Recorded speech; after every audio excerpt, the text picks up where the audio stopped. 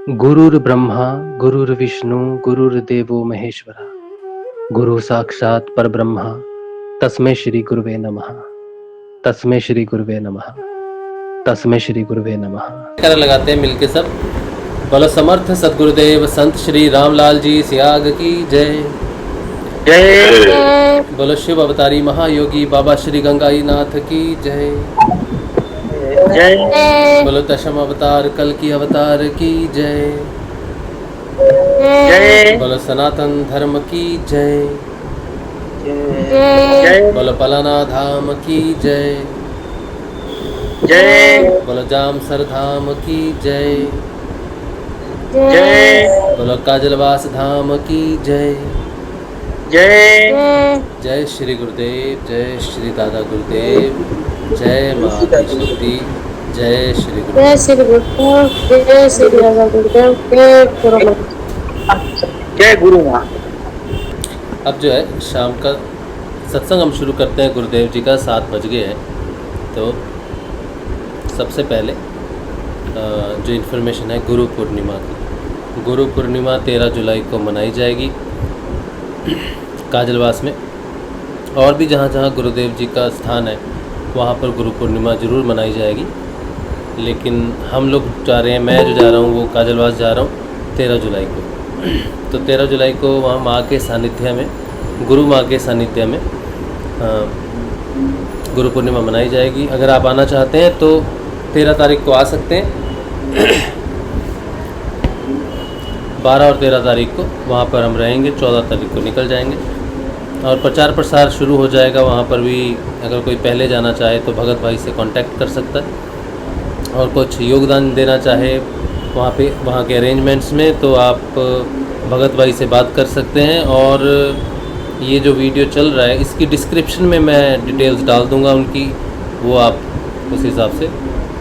लेकिन आप उनको कांटेक्ट करना, फ़ोन करना, और फिर जो भी सहयोग आप करना चाहते हो मैसेज दे देना और आपको रसीद मिल जाएगी जो भी आप सहयोग करेंगे वहाँ पर। ठीक है। तो ये है जानकारी अभी जो काजलवास की है, गुरु पूर्णिमा की है।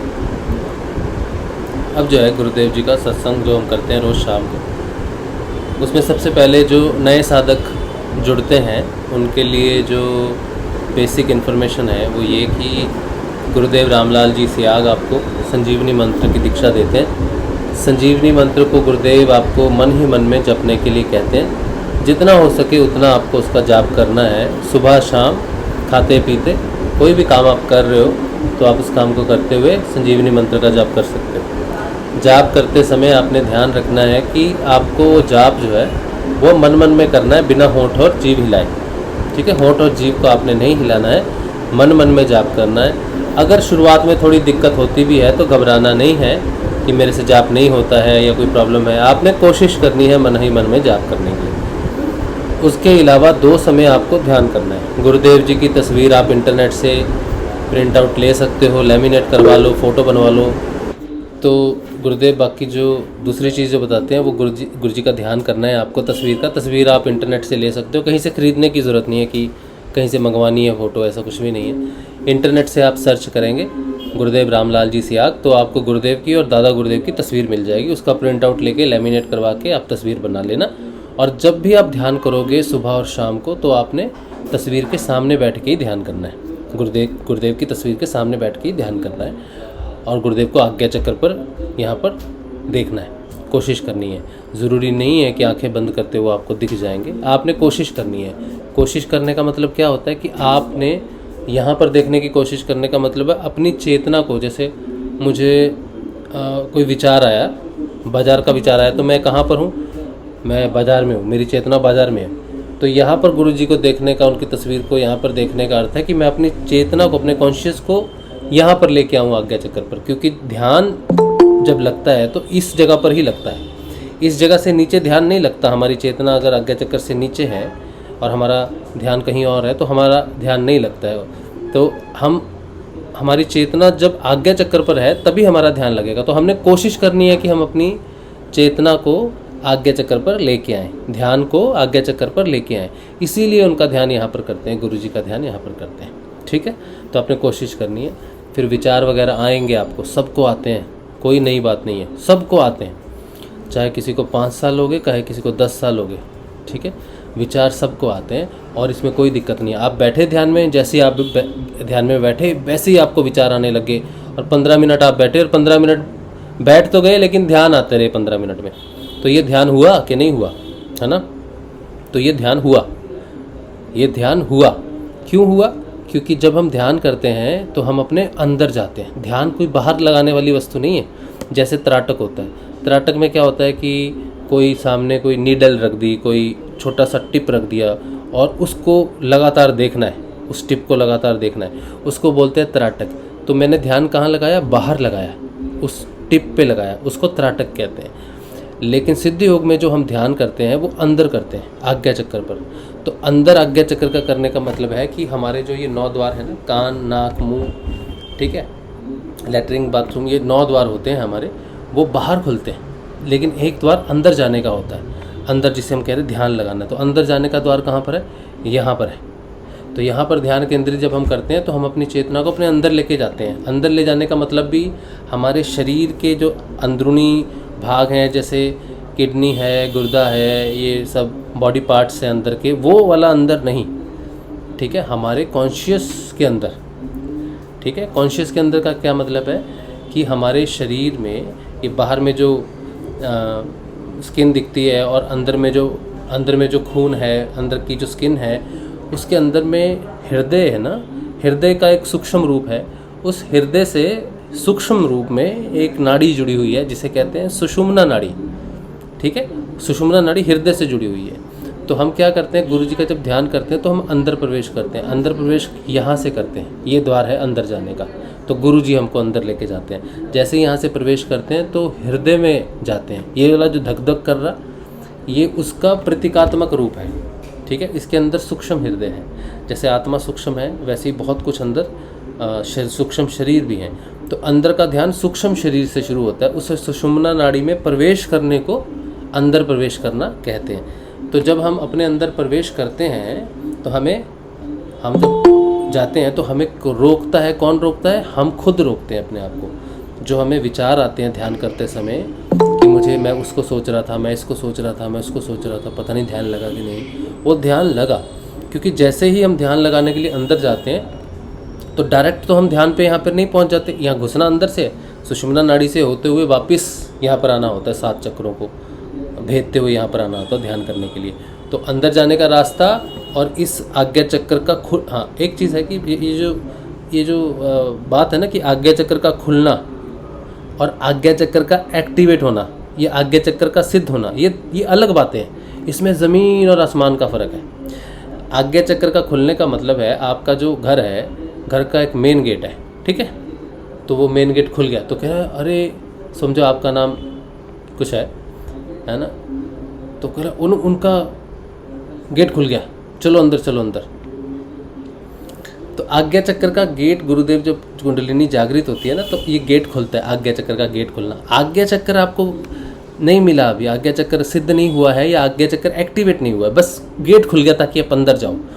अंदर जाने के बाद हृदय रूपी जो स्थान है जहाँ पर परमात्मा आत्मा के रूप में निवास करते हैं, आत्मा, शिष्य की आत्मा गुरु ही होता है।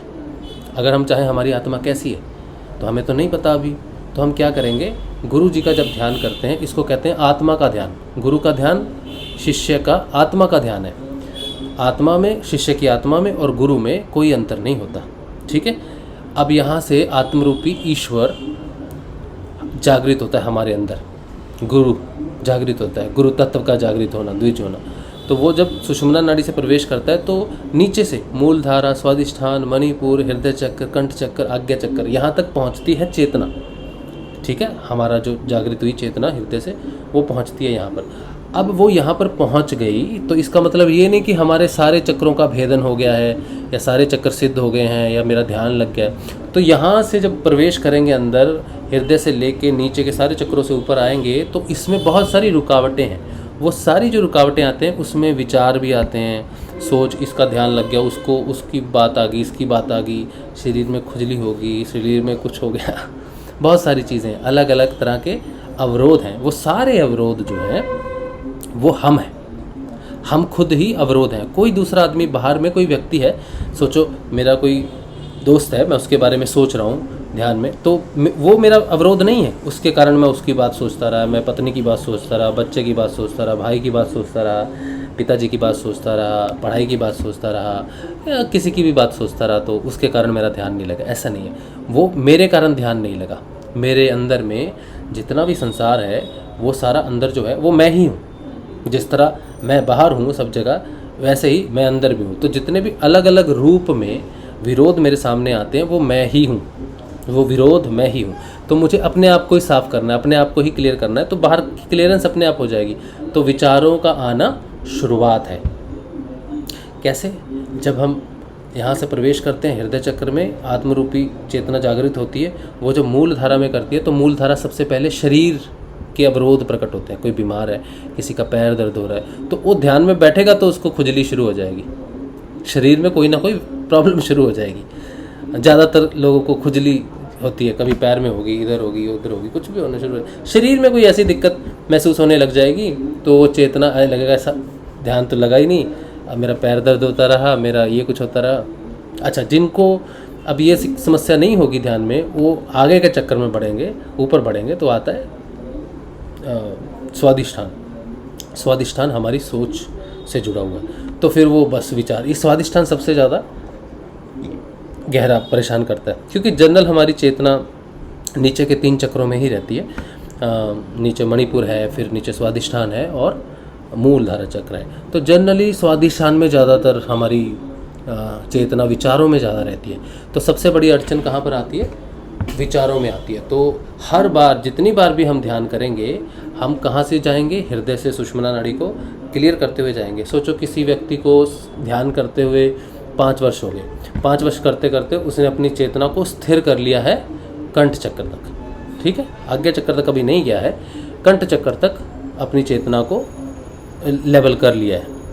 अब वो जो ध्यान में बैठेगा तो वो क्विकली बैठते ही 1 मिनट के अंदर उसकी चेतना आज्ञा चक्र तक भी जा सकती है, और आज्ञा चक्र से कंठ चक्र तक जा सकती है, और फिर 3-4 मिनट में आज्ञा चक्र पर जा सकती है, और ध्यान उसका लग सकता है, क्योंकि वो बहुत वर्षों से ध्यान कर रहा है, तो ईजिली आज्ञा चक्र पर पहुंच जाएगा, ठीक है। हालांकि उसकी चेतना स्थिर यहाँ तक हुई है, किसी की हृदय तक हुई है, किसी की नाभि तक हुई है, नाभि नीचे, नाभि का एक स्वरूप हाईएस्ट पॉइंट भी, आज्ञा चक्र से भी आगे एक पॉइंट आता है, लेकिन नीचे से उठते समय स्वादिष्ठान चक्र को अगर हम देखें तो वो नाभि के नीचे आता है। तो जितना हम ज़्यादा ध्यान करते हैं उतना वो रास्ता क्लियर हो जाता है। तो हर बार हमें जब ध्यान करना है तो हम उसी रास्ते से जाते हैं। तो कई बार तो हम अपनी, इवन कोई अगर कंठ चक्र तक डेवलप हो भी चुका है तो भी वो क्या करेगा, वो जाएगा मूलाधार में, फंस सकता है मूलाधार में, उसको कोई चोट लग गई और वो ध्यान में बैठा है तो उसको चोट दर्द हो रही है, तो हालांकि वो इजीली पहुंच सकता है आज्ञा चक्र पर, ध्यान उसका लग सकता है, लेकिन और उसके पैर में दर्द है तो वो वहीं पे थोड़ी देर घूमता रहेगा जब तक कि वो वहाँ से ना निकले। तो कोई व्यक्ति ध्यान कर रहा है, चाहे वो आज ही कर रहा है चाहे कल से कर रहा है, मेन ध्यान लगने का अर्थ है कि वो आज्ञा चक्र तक उसकी चेतना पहुंचनी चाहिए, और सारे चक्र अगर पूर्ण रूप से खुले हैं या थोड़े थोड़े खुले हैं तो उसको ऊपर जाने में ईजी है। तो कभी तो पहुंच जाएगा, कभी नहीं पहुंचेगा, कभी बीच में अटक जाएगा, विचार आ जाएंगे, कुछ भी आ जाएंगे, ठीक है।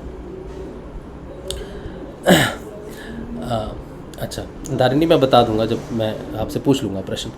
तो मैं क्या कह रहा था कि हर बार जब हम ध्यान करते हैं हमें एक ही रास्ता तय करना पड़ता है। जैसे बाज़ार हमारा यहाँ से 2 किलोमीटर दूर है, तो हमें हर बार सब्जी लेने के लिए बाज़ार में ही जाना पड़ेगा, ठीक है। हो सकता है आप बाज़ार के लिए निकले लेकिन रास्ते में कोई ठेले वाला सब्जी वाला मिल गया, वहीं से वापस आगे काम हो, तो ये तो वैसे रेलिवेंट उतना नहीं है। लेकिन कहने का अर्थ है कि कोई भी व्यक्ति जब तक पूर्ण रूप से अपने आज्ञा चक्र तक अपनी चेतना को स्थिर नहीं कर लेता तब तक वो कहीं ना कहीं ध्यान में रेगुलर नहीं होता। मतलब बैठता तो डेली है लेकिन कभी खुजली में फंस जाता है, कभी विचारों में फंस जाता है, कभी अपने ही कुछ ये करूँगा वो करूँगा प्लानिंग हो जाती है, वो अपनी शक्तियों के बीच में कुछ हो जाएगा, फिर कभी वो अपने डर में फंस जाएगा, अपने संबंधों में फंस जाएगा, फिर वो कहीं अपनी गिल्ट में फंस जाएगा। तो अलग अलग स्रोतों के अलग अलग रुकावटें हैं, तो ये धीरे धीरे क्लियर होते हैं।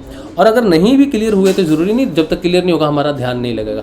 ध्यान तो हमारा चेतना यहाँ लग गई, अगर हम पार कर गए, गुरु जी को ध्यान करते रहे, मंत्र जपते रहे, अपनी चेतना को पढ़ के रखा, तो वो थोड़ी देर में मन स्थिर हो जाएगा और यहाँ तक आके आपका थोड़ी देर के लिए ध्यान लग जाएगा, ठीक है। लेकिन ध्यान गहरा नहीं होगा। क्यों? क्योंकि वो नीचे की जो प्रॉब्लम्स है ना वो हर समय खींचती रहेंगी।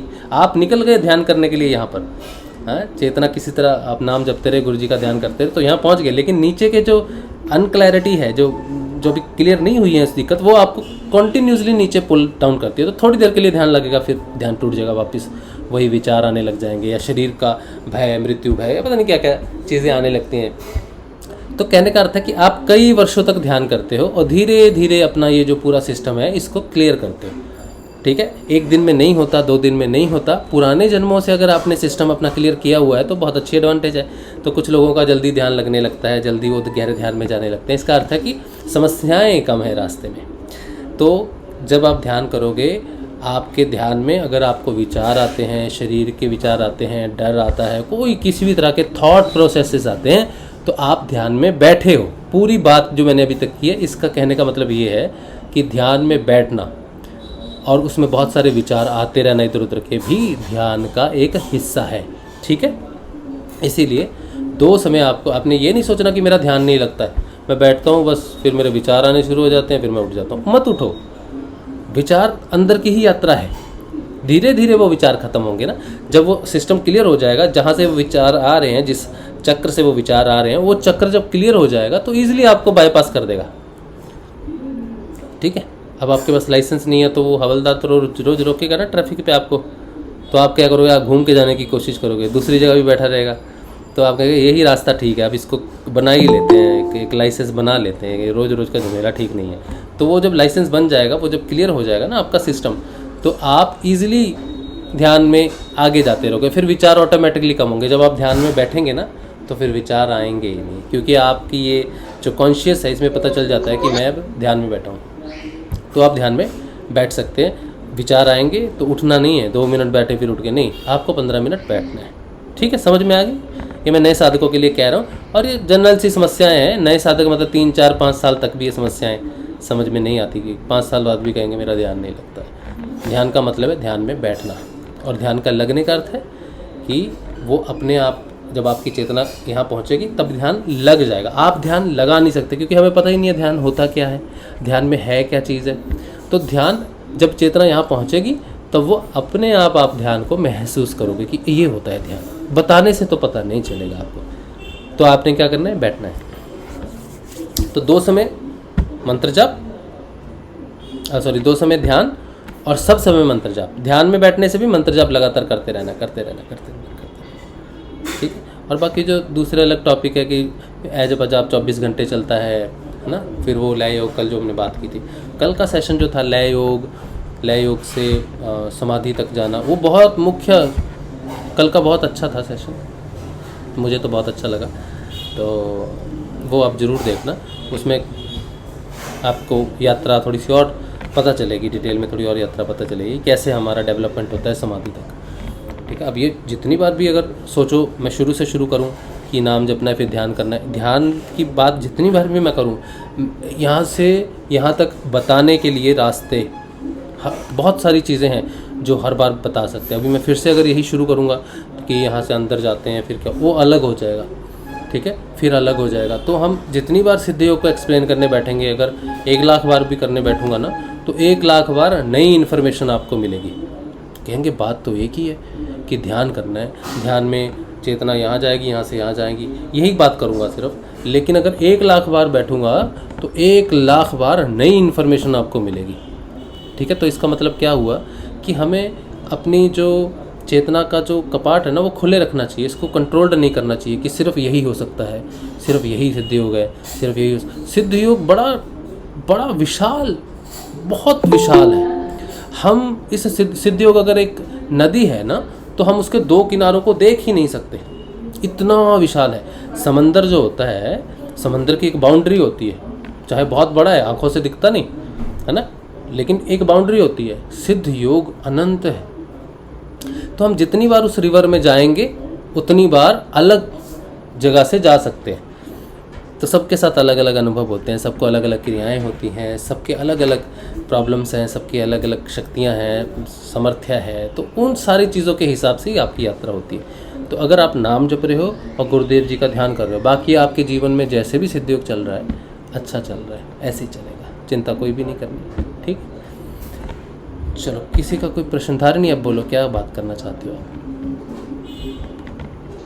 भैया 2-3 प्रश्न हैं आज तो, लेकिन पहला तो ये कि ध्यान में बैठते हैं ना तब डर बहुत लगता है, मतलब ये मृत्यु भय नहीं है और ये कोई और चीज का भी भय नहीं है, लेकिन फिर भी डर बहुत होता है और आंख खुल जाती है, पता नहीं क्यों, मतलब जो इंटेंस ध्यान रखना चाहिए वो नहीं हो पा रहा। हाँ, ये एक हो गया। नहीं, मैं दूसरा बाद में बता। हाँ अच्छा, हाँ तो अभी मैंने बोला ना कि जब हम ध्यान करते हैं ना तो एवरी टाइम सोचो आपकी चेतना डेवलप होगी किसी, ये डर एक्चुअली हृदय चक्र का है। ठीक है, हृदय से ही डर है, यमराज यहीं पे क्लैरिटी यहीं पे मिलती है। तो जो भी डर है, जितने भी, सिर्फ मृत्यु भय ही डर नहीं होता है, डर और भी बहुत सारे होते हैं। फोबिया कहते हैं उसको, डर को आप अगर आप एक कॉमनली नाम दे दो तो उसे फोबिया कहते हैं। फोबिया कई तरीके से होते हैं, किसी को पानी से डर लगता है, किसी को अग्नि से लगता है, किसी को जीवन से लगता है, किसी को मृत्यु से लगता है। जीवन से भी डर लगता है, ये भी फोबिया, जीवन भी एक फोबिया है। तो कई तरह के फोबिया हो सकते हैं, उसको डिफाइन करना ज़रूरी नहीं है, लेकिन वो सारी की सारी जो नॉट है, जो गांठ है, वो हृदय में ही है, सबकी सब गांठें। तो जब तक वो हृदय क्लियर नहीं करेगा, इसके ऊपर का हिस्सा अध्यात्म का हिस्सा है, तो हृदय के ऊपर आप आओगे ना तब आपका आध्यात्मिक विकास होना शुरू होता है, नीचे आपका भौतिक विकास होता है। जब गुरुदेव कहते हैं ना कि पहले आपका भौतिक विकास होगा, ठीक है, पहले भौतिक विकास होगा फिर आध्यात्मिक विकास होगा। तो इसका बेस पॉइंट क्या है कहने का, जब मैं ध्यान करूंगा तो हर बार मैं बाहरमुखी बैठा हूँ, जब तक मेरी चेतना स्थिर नहीं होती अंतर्मुखी हर समय के लिए, तब तक मैं बाहरमुखी थोड़ी देर के लिए रहता हूँ। जैसे ही मैं ध्यान करूँगा तो मेरे को फिर से वापस मेरी चेतना को अंदर लेके जाना पड़ेगा, इंद्रियों से पार करता हुआ वो प्राणी जो है हृदय चक्र से सुषुम्ना नाड़ी में प्रवेश करता हुआ अपने शरीर की रुकावटों को पास करता हुआ, अपने विचारों को पार करता हुआ, अपनी सोच को और आगे क्लियर करता हुआ, अपनी स्ट्रेंथ को, वो हृदय चक्र का सबसे बड़ा ये एक नाका है, समझ लो। एक जगत से दूसरे जगत में प्रवेश करने के लिए ध्यान जब हम करते हैं तो हृदय सबसे बड़ी रुकावट है। हालांकि तो मूलाधार, स्वादिष्ठान, मणिपुर भी रुकावटें हैं, लेकिन हृदय चक्र सबसे बड़ी रुकावट है, क्योंकि यहाँ से बस बदल जाती है। सोचो हम यहाँ से दूसरी जगह जा रहे हैं, तो जिस बस में हम बैठे हैं उसी बस में डायरेक्ट नहीं जाएंगे। हृदय चक्र में समझ लो एक राउंड अबाउट है या फिर गुप्त रास्ता शुरू होता है, तो वो फर्दर डीपर चला जाता है, डीपर कॉन्शियस में शुरू हो जाता है। तो वो बहुत चीज़ों का चेक नाका है एक तरह से। उसमें मुख्य रूप से हमारे जो मुख्य विकार रहते हैं, जैसे डर है, जिसे कहते हैं अभिनिवेश। अगर आप पतंजलि अष्टांग योग पढ़ोगे तो उसे अभिनिवेश बोलते हैं। 5 क्लेश हैं उसमें, राग, द्वेष, अविद्या, अहंकार और अभिनिवेश। तो ये 5 जो चीज़ें हैं ना, ये महत्वपूर्ण चीज़ें हैं, इनको शांत होने में बड़ा समय लग जाता है। अभिनिवेश किसी भी प्रकार का डर है, जब तक ये डर है ना तब तक आप आज्ञा चक्र पर पूर्ण रूप से आनंद को नहीं महसूस कर सकते, क्योंकि आनंद सुख, दुख, भय, अहंकार, अविद्या, राग, द्वेष से बाद ही प्रकट होता है। ठीक है, तो यहाँ तक जाने के लिए आपको हृदय ने जो 5 क्लेश दिए हैं, वो 5 क्लेश पूरे यहाँ से यहाँ तक बिखरे पड़े हैं। तो मन यहाँ से शुरू होता है, मन यहाँ से ऊपर स्थिर होना शुरू होता है, नीचे तो बहुत, यहाँ से नीचे तो बहुत खलबली है, इसके ऊपर वो स्थिर होना शुरू होता है, न्यूट्रल पॉइंट पे है यहाँ पे 0। ठीक है, लेकिन उसका शांत होना बाकी है अभी। तो शांत होने के लिए वो सारे विकारों को पार करता हुआ यहाँ तक पहुँचेगा। तो अगर आपको किसी भी प्रकार का डर लग रहा है ध्यान के समय ना हर समय डर लगता है, सिर्फ ध्यान के समय लगता है, जैसे बैठे और 10 मिनट भी हो गए तो पता नहीं क्यों, लेकिन कोई ऐसी थॉट आ जाती है कि चलो वो खड़े हो जाओ, चलो अभी उठ जाओ, चलो, मतलब कोई भी डर लगता है, मतलब पता नहीं ये क्यों हो रहा है। हाँ, ये इसीलिए हो रहा है, इसी की बात को मैं कह रहा हूँ। जो आपके साथ हो रहा है ये हृदय चक्र का एक है, हिस्सा है, एक नॉट है हृदय चक्र की, उसे कहते हैं भय। ठीक है, उसे कहते हैं अभिनिवेश। वो किसी भी प्रकार का हो सकता है, तो वो आपने नहीं उठना है। अगर आपको डर लगेगा तो आपने बैठे रहना है। कोई भी विचार आएगा वो आपको रोकने के लिए, ऐसे ये इतने गंभीर विचार आते हैं, ऐसे विचार आते हैं जो आदमी रो पड़ता है। आदमी रो पड़ेगा, ध्यान ऐसा विचार होता है। कुछ लोग तो आप कहते छोड़ो हटाओ यार क्यों बैठना, कुछ लोग तो उसको तोड़ने के बाद रो पड़ते। हाँ, रोना आ जाता है कि यार ये हो जाएगा तो क्या हो जाएगा, वो हो जाएगा तो क्या हो जाएगा, ध्यान में मुझे क्यों विचार आ गया, ये ध्यान में आया, गुरुदेव ने बोला ध्यान में जो दिखेगा वो सत्य है, मुझे ध्यान में ये विचार क्यों आ रहा है, ये क्यों आ रहा है। ध्यान में दिखना और ध्यान में विचार आना बहुत अलग बात है। ध्यान विचारों को प्योरीफाई करता है, विचारों के साथ उसका इनकाउंटर होता है, विचार उसे रोकते हैं। तो जब आपको ध्यान के समय में कोई भी समस्या की वजह से कभी भी नहीं छोड़ना ध्यान, अगर आप छोड़ दोगे 2-3 बार पार कर जाओगे फिर वो विचार हमेशा के लिए ख़त्म हो जाएगा, आपको उसका सामना करना ही पड़ेगा, बाईपास नहीं कर सकते उसको। तो जब तक उठते रहोगे, आंखें खोलते रहोगे, वो नहीं होगा। मेरे साथ हुआ एक हफ्ता 10 दिन तक ये प्रॉब्लम चली थी, फिर मैं बैठ गया था, मैंने कहा ठीक है जो होगा सो होगा, मेरी आंखें बंद ही रहेंगी, जो संसार में घट जाएगा वो पता चल जाएगा, देख लेंगे क्या होगा।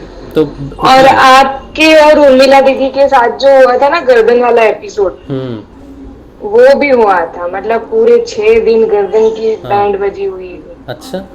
हाँ, और एक बात बताओ, पता नहीं ये कैसी है लेकिन आप सुने। एक बार मेरे को सपना आया था कि मैं कोई मंदिर में जा रही हूँ और देखा तो वो मंदिर काली मंदिर था। तो मैंने प्रणाम किया, वो काली की मूर्ति भी बड़ी अनयूजुअल टाइप थी, मतलब एक पत्थर था और पत्थर पे सिर्फ 2 आंखें थी। मुझे नहीं मालूम भारत में ऐसी काली की मूर्ति कहाँ है, लेकिन 2 बड़ी बड़ी आंखें थी। और मैं जैसे भी वहां पे गई, मेरा शरीर से पूरा मतलब जैसे धुआं टाइप, मेरा पूरा जो सूक्ष्म शरीर बोलते हैं, क्या बोलते हैं मुझे नहीं मालूम, वो बाहर आ गया, पूरा चेतना का मतलब बवंडर सा हो गया और मैं उसमें बहने लगी। मुझे लगा मुझे कुछ हो रहा है, और जैसे मुझे ये मतलब ध्यान आया ना मुझे कुछ हो रहा है, मैं वापस अपने शरीर में जैसे वापस आ गई और मैंने पीछे मुड़ के देखा ना तो मुझे स्वामी विवेकानंद खड़े दिखाई। अच्छा। और ये चीज हुई ना उसके थोड़े दिनों बाद, जब मैं ध्यान में बैठी थी तो मुझे ध्यान में बैठे बैठे वही चीज वापस, जैसे मेरा पूरे शरीर से कुछ बाहर आ रहा है, वो चीज हुई। और ये जो चीज है वो मतलब जैसे ना हमको मालूम पड़ता है जिस क्षण कि ये हो रहा है मेरे साथ, तो हम कितने भी इंटेंस ध्यान में होते हैं हम कॉन्शियस हो जाते हैं। तो जिस मोमेंट हम कॉन्शियस हुए उसी मोमेंट ये चीज चली जाती है, मतलब वो इंटेंस हमको जो बॉडी का भी एक्सपीरियंस हम भूल जाते हैं। वो पता नहीं, उसके बाद तो भैया मेरी तबीयत इतनी खराब हो गई, मालूम नहीं क्या हो गया। उसी वजह से ना बीच में ध्यान छोड़ दिया था। फिर आपने वो सेशन में बोला कि धारिणी आप ध्यान में क्यों नहीं बैठते, कुछ हुआ है, मतलब वो ही पता नहीं, वो भी कोई संदेश होगा। तो वो सब हुआ था, ये पूरा मतलब मेरे साथ हुआ था कई दिन। ये सारी चीज़ें जो हुई ना आपके साथ, इसे आप कह लो मृग मरीचिका। ये सारी मृग मरीचिकाएं हैं जो भौतिक संसार खड़ा करता है आध्यात्मिक के ऊपर, कि लोग अध्यात्म से डर जाए। अध्यात्म अपने आप में बिल्कुल क्लीन है, उसमें कोई भी दिक्कत नहीं है। आध्यात्मिक पथ बिल्कुल साफ सुथरा और सबसे आनंदमयी पथ है, लेकिन उस पे हमें बहुत सारी दिक्कतें आती हैं चलने के लिए। वो आध्यात्मिक पथ की दिक्कतें ना होकर भौतिक बंधनों की दिक्कतें हैं। जैसे एक रबड़ होती है, ठीक है, सोचो कि यहाँ से यहाँ तक भौतिक पथ है और इसके आगे आध्यात्मिक पथ है। तो यहाँ पर एक रस्सी बंधी हुई है, रबड़ है, ठीक है। तो इसमें सारी रस्सियाँ बंधी हुई हैं और हमको इधर जाना है। इस तरफ कोई भी रस्सी नहीं है, लेकिन जिस रस्सी से हम बंधे हुए हैं वो रबड़ की तरह हम चले जाते हैं अपने आप को खींचते हुए, और वो रबड़ वहाँ है तो नहीं, उसकी पहुँच वहाँ तक है तो नहीं, लेकिन क्योंकि हम जा रहे हैं और हम उस रस्सी से बंधे हुए हैं, अपने आप को खींच रहे हैं, उतना ही मुश्किल हो जाता है आगे जाना, क्योंकि वो रबड़ हमें किसी न किसी तरीके से वापस खींचती है। चाहे और सपने में भी सूक्ष्म जगत है, सपने में भी हम अपने कर्मों को काटते हैं। सपने में कोई व्यक्ति दुख पाता है, जब वो उठता है तो वो शरीर रूप से मानसिक रूप से परेशान उठता है कि मैंने आज ऐसा सपना देखा है यार, पूरा दिन खराब जाएगा। तो उसको मानसिक प्रताड़ना मिली है, यानी कि उसने सपने में भी अपने कर्मों का भोग किया है। तो जब सपने में हम देखते हैं तो वो सूक्ष्म शरीर से ही हम उस जगत पे होते हैं, ना तो हम वहाँ पे किसी को मार सकते हैं, ना कोई हमें सपने में मार सकता है। सपने की बात बता रहा हूँ, क्योंकि सूक्ष्म शरीर की मृत्यु वैसे नहीं होती। तो हमारी अगर लड़ाई भी हो जाए, कुछ भी हो जाए, तो हम हमेशा सपने में सुरक्षित ही रहते हैं ज़्यादातर, ठीक है। और हमें वो ताकत नहीं होती किसी को, जैसे सोचो आप भाग रहे हो, तो भागना तो शरीर का काम है ना। सूक्ष्म शरीर में स्वप्न में आप भागोगे तो आप देखोगे कि आप भाग नहीं पा रहे हो। क्यों? क्योंकि आपके पास भागने वाला शरीर नहीं है। इसी तरह से सोचो आप लड़ाई कर रहे हो स्वप्न में, तो लड़ाई करोगे भी तो जिसके साथ करोगे उसको कोई हर्ट नहीं कर पाओगे। आप बड़ी कोशिश करोगे लेकिन आप उसे हर्ट नहीं कर पाते, उसे मार नहीं पाते, क्योंकि हमारे पास वो भौतिक शरीर नहीं है। तो स्वप्न में जो भी चीज़ें होती हैं वो हम सूक्ष्म शरीर से अपने कर्मों का भोग करते हैं, चाहे वो सुखी स्वप्न है चाहे वो दुखी स्वप्न है। तो जब आप स्वप्न में जाते हो कहीं भी, तो वो एक्चुअल में एक इमेजिनरी वर्ल्ड होने के साथ साथ हमारा कर्म बंधन को भी डिफाइन करता है। भगवान ने उसकी रचना की है सूक्ष्म जगत की।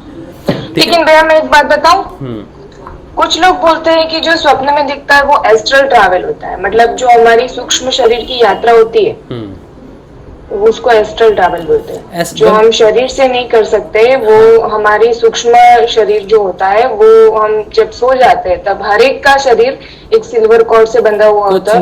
नहीं, वो चीज़ देखो, शरीर से जब हम सोचते हैं ना कि हम शरीर से बाहर कहीं निकले, शरीर से बाहर एक्चुअली निकलने की ज़रूरत है नहीं, क्योंकि सब कुछ आपके शरीर में है। सूक्ष्म शरीर को इस शरीर जब हम ये जो अनुभव है ना कि मैं शरीर से निकला और मैंने अपने शरीर को देखा, ठीक है, यही है ना, मैं अपने शरीर से निकल रही है चेतना निकल रही है। पर अगर अध्यात्म में हम देखें तो ये डुअल यात्रा को, इसको हम देख सकते हैं डुअल यात्रा से। एस्ट्रल ट्रेवल हम अपने अंदर भी करते हैं। जैसे हम अभी ध्यान कर रहे हैं, मैं ध्यान कर रहा हूँ, आप ध्यान कर रहे हो, और ध्यान में आप सूक्ष्म जगत से कारण जगत में, कारण से महाकारण जगत में, इस तरह से आप जा रहे हो, तो वो ट्रैवल ही है आपका चेतना का, ठीक है। बस उसको भौतिक रूप से महसूस करने के लिए कई बार जब योगी डेवलप हो जाता है, जब तक वो डेवलप नहीं हुआ, उसकी चेतना जब तक बाहर नहीं जाती है, वो स्वयं इस शरीर से निकल के नहीं देखता है, तब तक अलग बात है। अगर साधारण व्यक्ति सपना देखता है वो एस्ट्रल ट्रेवल नहीं हो गया, वो आपकी कॉन्शियस का डीपर कॉन्शियस है, ठीक है। वो आप अपने अंदर ही सब कुछ देख सकते हो, क्योंकि ये जो बाहर आपको दिख रहा है इसका ठीक रेप्लिका अंदर है। तो अगर आप देखते हो, अपने आप को भी देखते हो, जैसे ध्यान में बैठा हुआ साधक अपने आप को देखता है, तो वो अपने शरीर से निकल के थोड़ी देखता है अपने आप को, वो अपने शरीर में ही सारे संसार को देखता है, और सारे संसार में वो स्वयं भी बैठा हुआ है, तो वो सबसे नज़दीक अपने आप को देखता है ध्यान करता हुआ। तो वो बहुत अपने अंदर के संसार को देख रहा है, रेप्लिका जो हम बाहर देखते हैं। तो इसका मतलब ये नहीं कि वो बाहर निकल के अपने आप को देख रहा है, वो एस्ट्रल ट्रेवल कर रहे हैं। एस्ट्रल ट्रेवल एक अलग कॉन्सेप्ट है बिल्कुल। वो तो जब हायर लेवल पे चेतना डेवलप हो जाएगी किसी साधक की, वो अपने शरीर को छोड़ के जैसे दूसरे शरीर में प्रवेश कर रहा है या कुछ कर रहा है, उसका ट्रैवल माना जाएगा। लेकिन उससे पहले जो व्यक्ति सपने में है या कुछ भी कर रहा है, वो अपने अंदर के जो जगत को है, जिसका रेप्लिका बाहर है, वो अंदर ही है सब कुछ उसके लिए, वो बाहर नहीं निकल सकता इतनी आसानी से, ठीक है। और जो भी आपने देखा है वो आपने अपने अंदर ही देखा है, अपने अंदर के डिफरेंट। जब व्यक्ति ध्यान करता है ना तो बहुत सारे होराइजन्स खुल जाते हैं उसके लिए, तो वो बहुत सारी चीज़ों को अंदर ही महसूस करता है, और परेशान वो बाहर होके आता है। जैसे आपने कुछ सपने में देखा, कुछ ध्यान में देखा, लेकिन परेशानी आप रियल लाइफ में उठा रहे हो, तो आप कर्मों का कुछ फल भोग किया ना, आपने छोड़ दिया, सत्संग छोड़ दिया, ध्यान छोड़ दिया, भोग मतलब कष्ट आपको हुआ, लेकिन जो भी घटना घटी तो ध्यान या सपने में, तो उसने आपके रियल जीवन को प्रभावित कैसे कर दिया। यही कारण है कि जब हम लोग ध्यान करते हैं, परिवर्तन हमारे अंदर आता है, तो बाहर में व्यवहार हमारा परिवर्तन होना शुरू हो जाता है, क्योंकि हमारे अंदर भी एक सूक्ष्म जगत है जिसे हम ध्यान में भी देख सकते हैं, जिसे हम स्वप्न में भी देखते हैं, और जिसमें कई तरह के अनुभवों में भी हम उसको महसूस करते हैं। वही चीज़ प्रभावित होती है हमारे जीवन में बाहर, ठीक है। आप लॉग आउट हो गए थे क्या? नेटवर्क चला गया। अब मैंने बोल दिया है, वो अब मैं क्या बोलूँ मुझे खुद पता नहीं। कोई बात नहीं, मैं सुन लूंगी, रिपीट आप सुन लेना, ठीक है। मैंने बता दिया आपको उस चीज़ का कि एस्ट्रल ट्रैवल और बॉडी से बाहर निकलना ये दो अलग चीज़ें हैं। एस्ट्रल ट्रैवल हम सपने में अपने अंदर भी कर सकते हैं, क्योंकि बाहर निकलने की ज़रूरत नहीं है। एस्ट्रल ट्रैवल बाहर वो निकलता है जो योगी है और बहुत ही ज़्यादा डेवलप हो चुका है, वो अपने शरीर से बाहर निकाल सकता है अपने शरीर को। बाकी जो लोग डेवलप नहीं है, वो लोगों को अंदर में ही सूक्ष्म जगत है, स्वप्न में वो बाहर नहीं निकलते, अपने अंदर ही सब कुछ देखते हैं। जैसा कि मैंने कहा, आप परेशान थे कुछ दिनों से क्योंकि आपने स्वप्न में कुछ देखा या ध्यान में कुछ महसूस किया। तो ध्यान और स्वप्न दोनों अंदर की बातें हैं, लेकिन इफ़ेक्ट आपका बाहर की दुनिया हुई है, आपका रियल जीवन उससे इफ़ेक्ट हुआ है। तो मतलब कर्म भोग सपने में भोगने के बाद उसका इफ़ेक्ट पड़ता है जीवन में।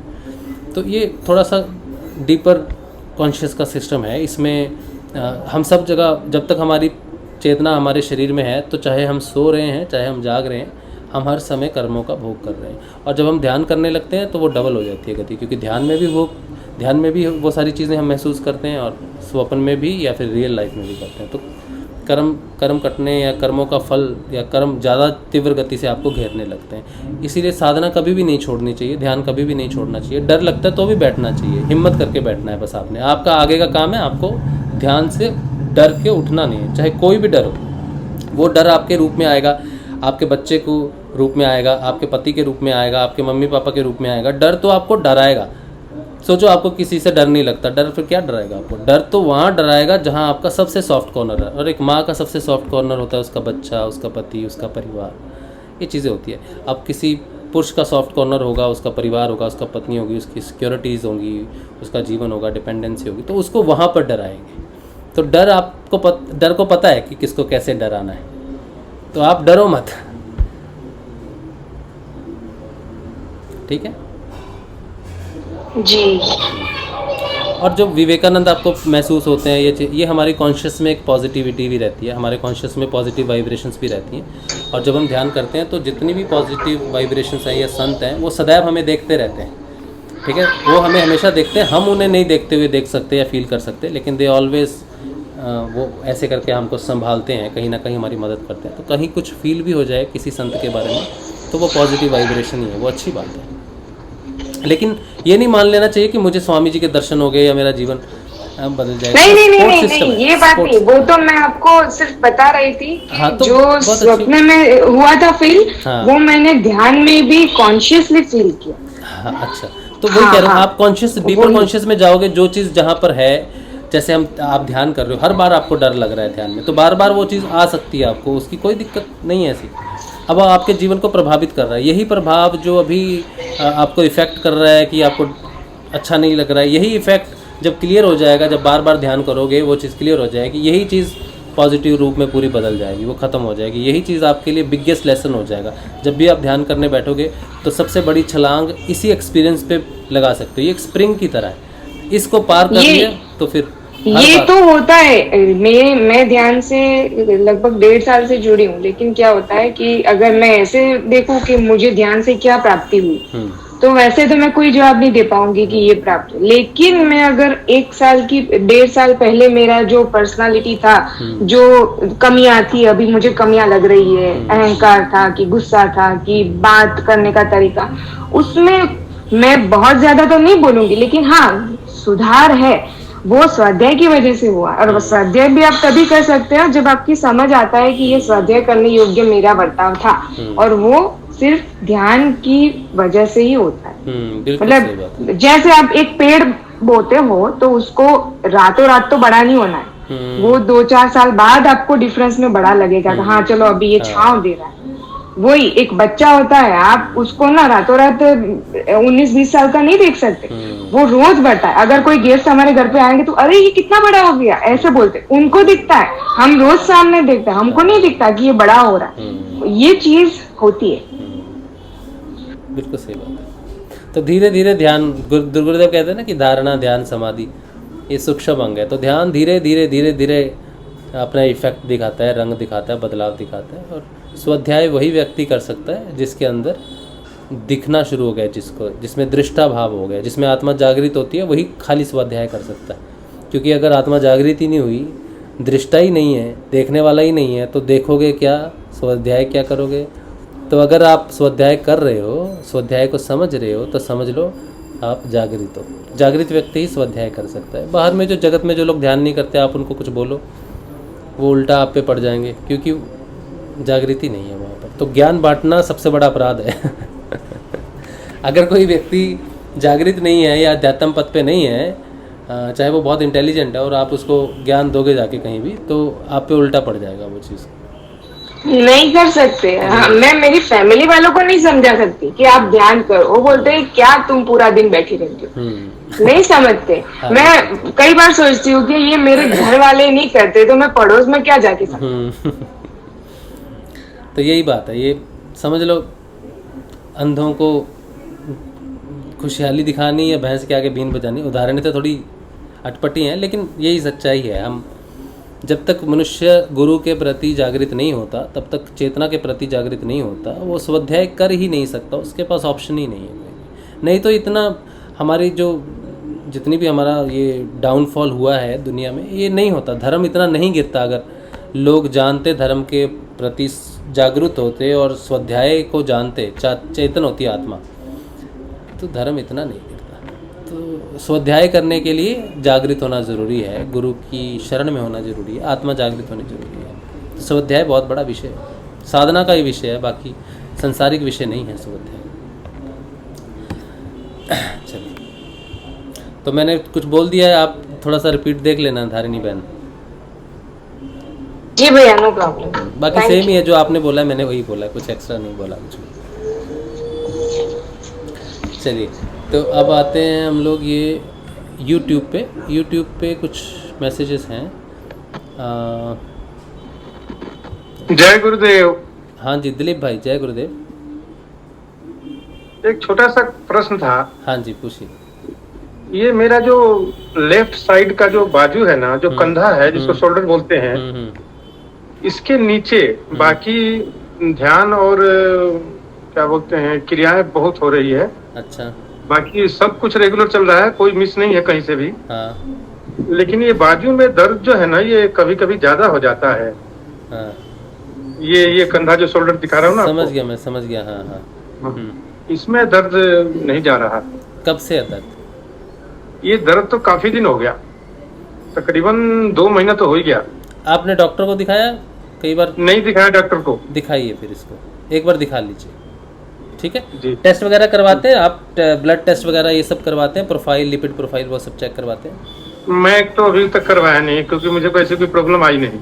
अच्छा, नहीं फिर भी एक बार आप चेक कर लो, मेडिकली आप इसको एक बार चेक कर लो, क्योंकि कुछ चीज़ें होती है जो जब दर्द हो या किस इरेगुलर दर्द रहे या लंबा दर्द रहे, देखो 3-4 दिन के लिए ठीक है, 5 दिन के लिए ठीक है, हमने देख लिया। लेकिन ज़्यादा समय के लिए अगर कोई चीज़ दर्द हो रही है, किसी चीज़ में है, और हमारा लेफ़्ट पोर्शन जो है ना थोड़ा सा कंसर्न वाला है, क्योंकि लेफ़्ट साइड एरिया रहता है, वर्टिकुलर वेंट्रिकुलर रहते हैं, ये नब्ज़ जो रहती है जहाँ से ये जो हिस्सा रहता है ये हार्ट के साथ जुड़ा हुआ है, ये कंधा, ये स्पेसिफिकली इतना पोर्शन जो है ये हार्ट के साथ जुड़ा हुआ नब्ज़ जो है। तो कई बार क्या होता है कि हमारी एज के साथ 40 के बाद थोड़ा सा क्या है कि ब्लड गाढ़ा होना शुरू हो जाता है, ठीक है, तो उसके कारण भी कई बार वो दर्द हो सकता है, ठीक है। ऐसी हम उम्मीद नहीं करते, लेकिन एक तरह से सिक्योरिटी के लिए हमें ज़रूर मेडिकल को अपनी असिस्टेंस में रखना चाहिए। आप लिपिड प्रोफाइल एक बार चेक कराओ, क्योंकि मैंने 2 साल पहले मैंने जब करवाया था तो मेरा जो ट्राइग्लिसराइड था वो आउट ऑफ कंट्रोल था, बहुत ज़्यादा आउट ऑफ चला गया था। तो फिर उस समय मैंने वैसे ही चेक करवाया था, ऐसा मुझे नहीं था, लेकिन मेरा ट्राइग्लिसराइड और गुड कोलेस्ट्रॉल बहुत कम था। गुड कोलेस्ट्रॉल तो मेरा मिनिमम 40 होना चाहिए, तो वो 26 था। ट्राइग्लिसराइड मेरे ख्याल से 150-160 के अंडर होना चाहिए था, वो 260 था, ऐसा था। तो थोड़ा सा लिपिड प्रोफाइल में मेरा दिक्कत था उस समय जब मैंने करवाया था, लेकिन मैंने कोई मेडिसिन तो नहीं ली, लेकिन हाँ ध्यान ही किया, ध्यान से ही वो फिर ट्राइग्लिसराइड वापस इन कंट्रोल 150 और गुड कोलेस्ट्रॉल अराउंड 40 बढ़ गया था, वो ध्यान से ही बढ़ गया था। लेकिन मुझे जानकारी थी कि हाँ थोड़ी दिक्कत है लिपिड प्रोफाइल में। तो अगर आपको एक्चुअली हुआ क्या कि जैसे मैंने अपने गुरुदेव को जब धारण किया, नाम लिया, तो तकरीबन 1-1.5 महीने के बाद मेरे को क्रियाएं शुरू हुई। हाँ।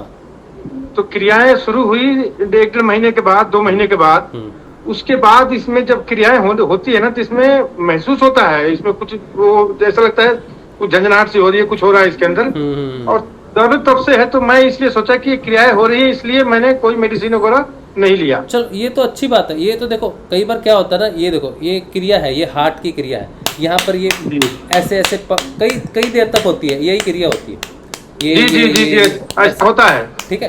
ये हार्ट की क्रिया है। हार्ट में किसी भी प्रकार का अगर कोई ब्लॉकेज शुरू भी हुआ है, ठीक है, सोचो कि 100% होती है ना, पूरी क्लियरेंस 100% है, सोचो 30% कोई आ गई, जमावट आ गई है, और आने वाले 4 साल में वो 30%, 60%, 70% होगी, और हमें किसी प्रकार का स्ट्रोक या कुछ हो सकता है।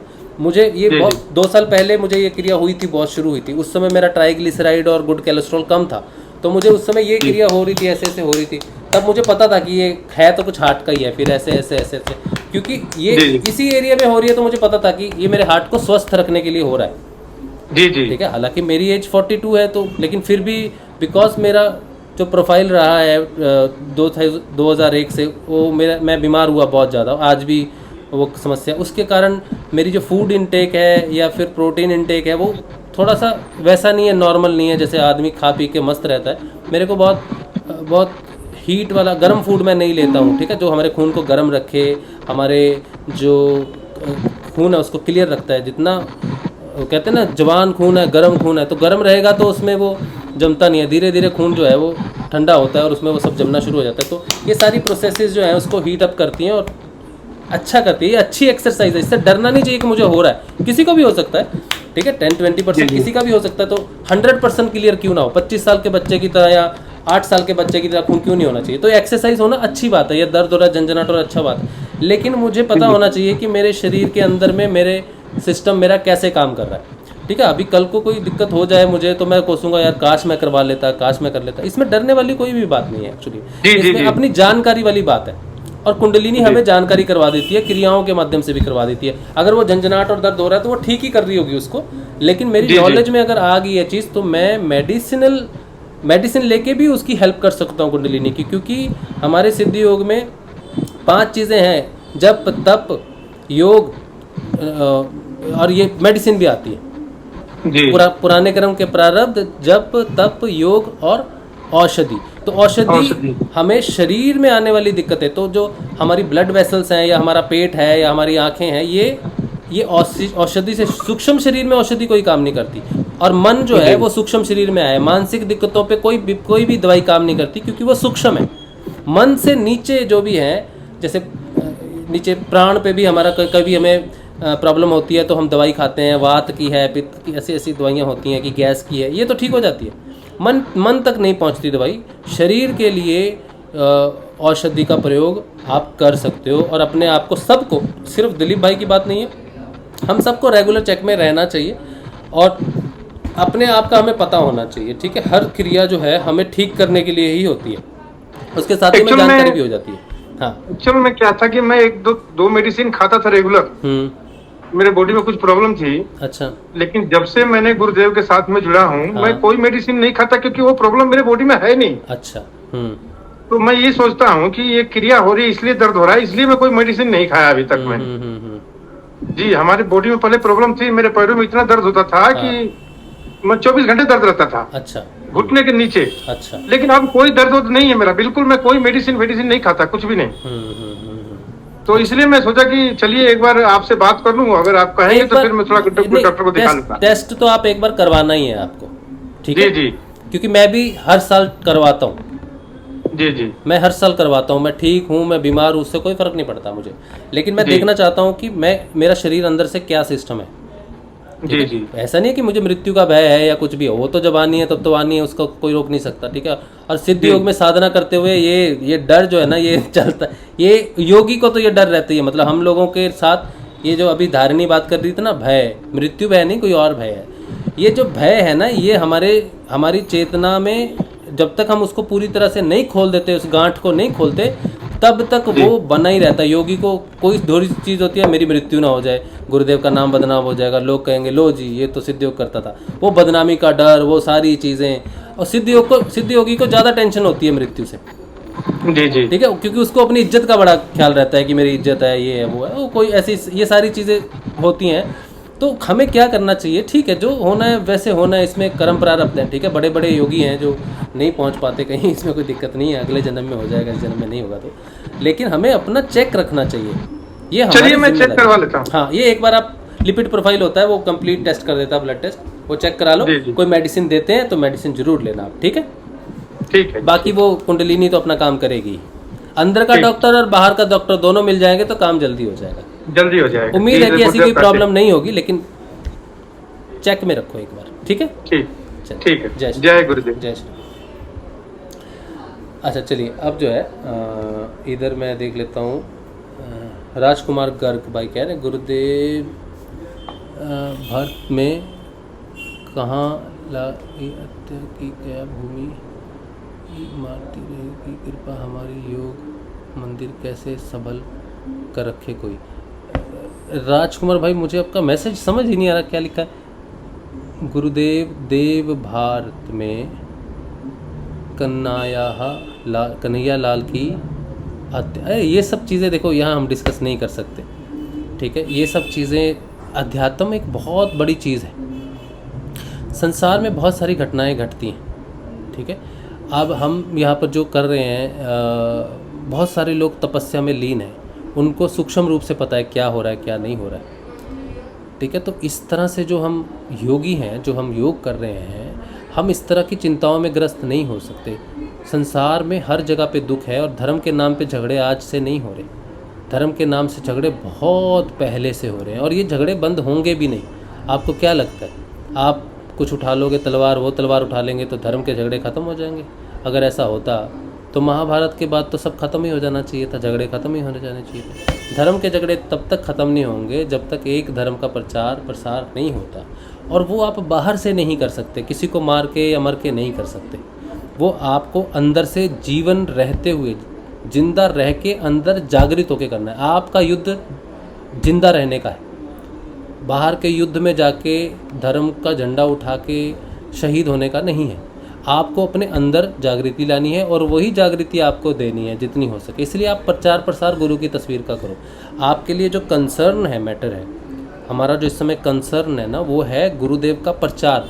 अगर आप सच में इस युद्ध को रोकना चाहते हो, मंदिरों को बचाना चाहते हो, अपनी सभ्यता को बचाना चाहते हो, तो आपको गुरुदेव की तस्वीर का प्रचार करना चाहिए। आपको सिद्ध योग का प्रचार करना चाहिए ज़्यादा से ज़्यादा। यही एकमात्र रास्ता है आपके पास, मेरे पास, या अपने धर्म को बचाने का किसी के पास भी, क्योंकि हमें वो मार्ग शस्त्र मिल चुका है। कल्कि की तलवार हमारे पास है, कल्कि का सहारा हमारे पास है। वो क्या है? वो नाम जाप है। तो उसकी तस्वीर का प्रचार करो, वो परिवर्तन करेगी। हम नहीं कर सकते। हमारा बाहर लड़ने का समय नहीं है, हमारा अंदर जागृति का समय है और लोगों को जागृत करना है। युद्ध करना है तो आपका युद्ध है इस योग का प्रचार प्रसार। यही मेरा युद्ध है और यही बचा सकता है। योग ही बचाएगा, अंदर से जागृति बचाएगी, बाहर से नहीं हो सकता। अंदर शांति नहीं होगी तो बाहर नहीं होगी।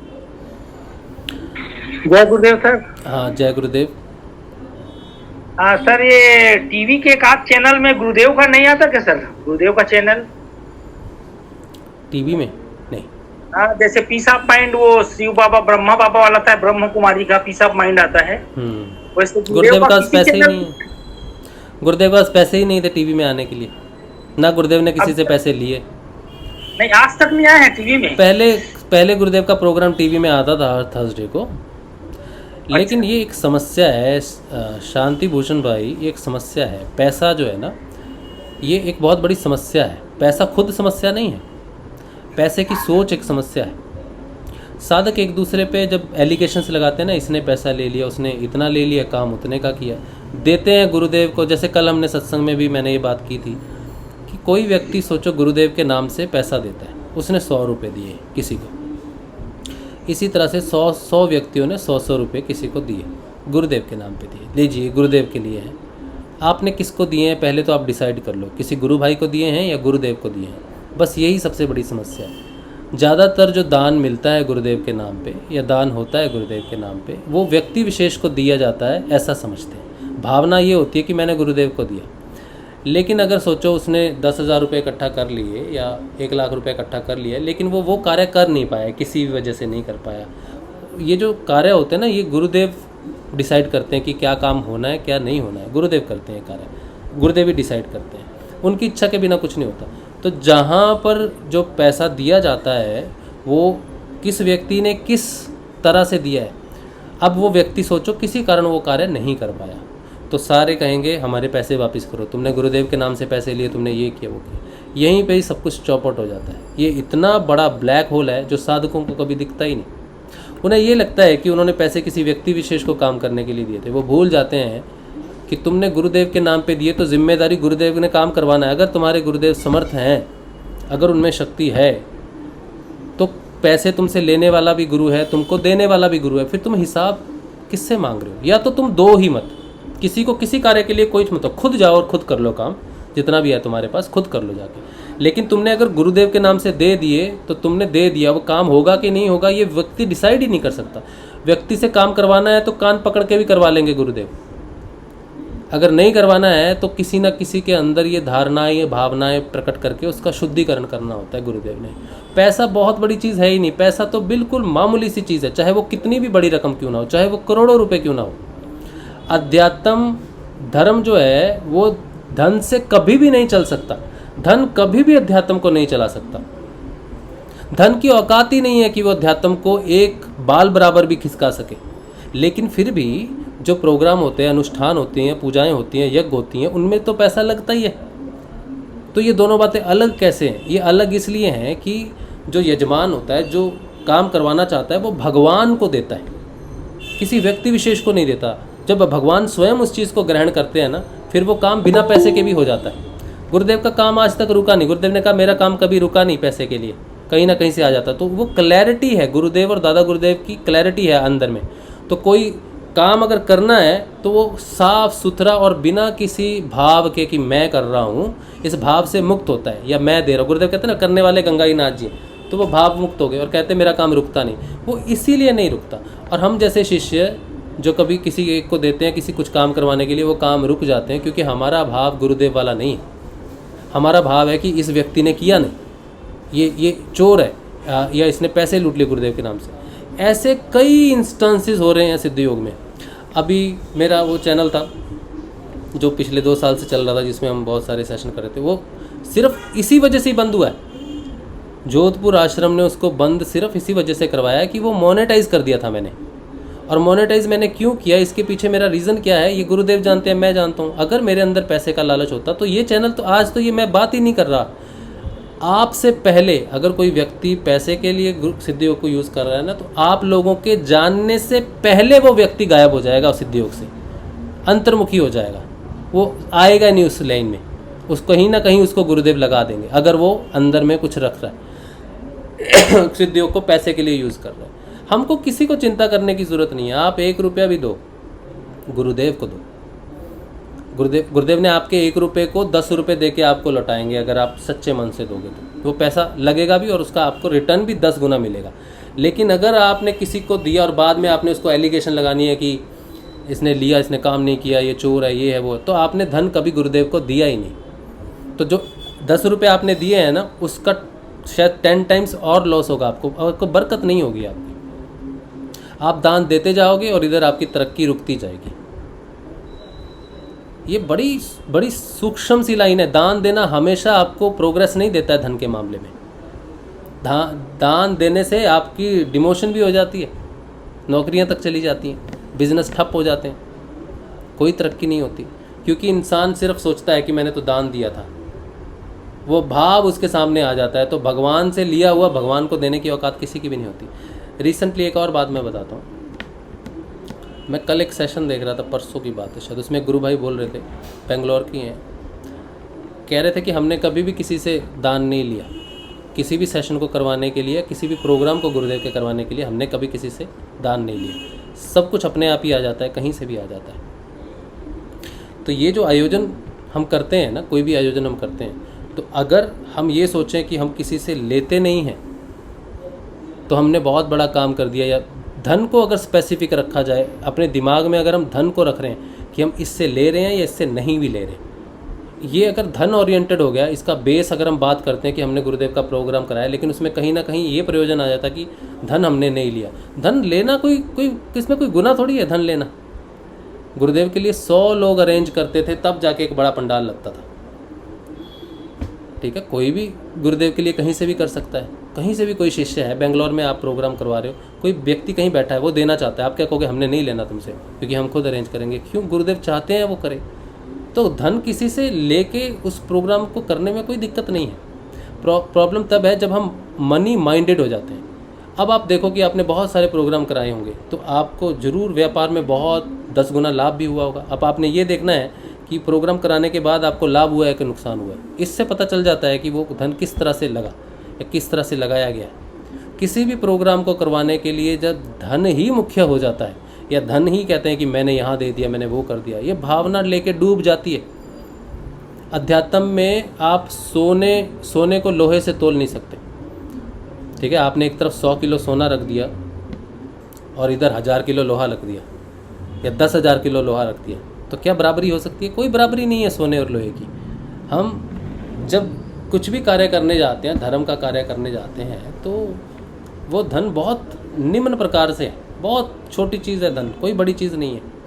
किसी ने किधर से ले लिया, दे दिया, कोई हृदय के ऊपर धन चलता ही नहीं। अध्यात्म में धन चलता ही नहीं है। योगियों अगर धन ही चलता ना, तो जो हिमालय में बैठे हैं ना, वो भविष्य जानते हैं, भविष्य में क्या होना है वो जानते हैं। तो आपके यहाँ तो भविष्य प्रेडिक्शन वालों को बहुत पैसे मिलते हैं।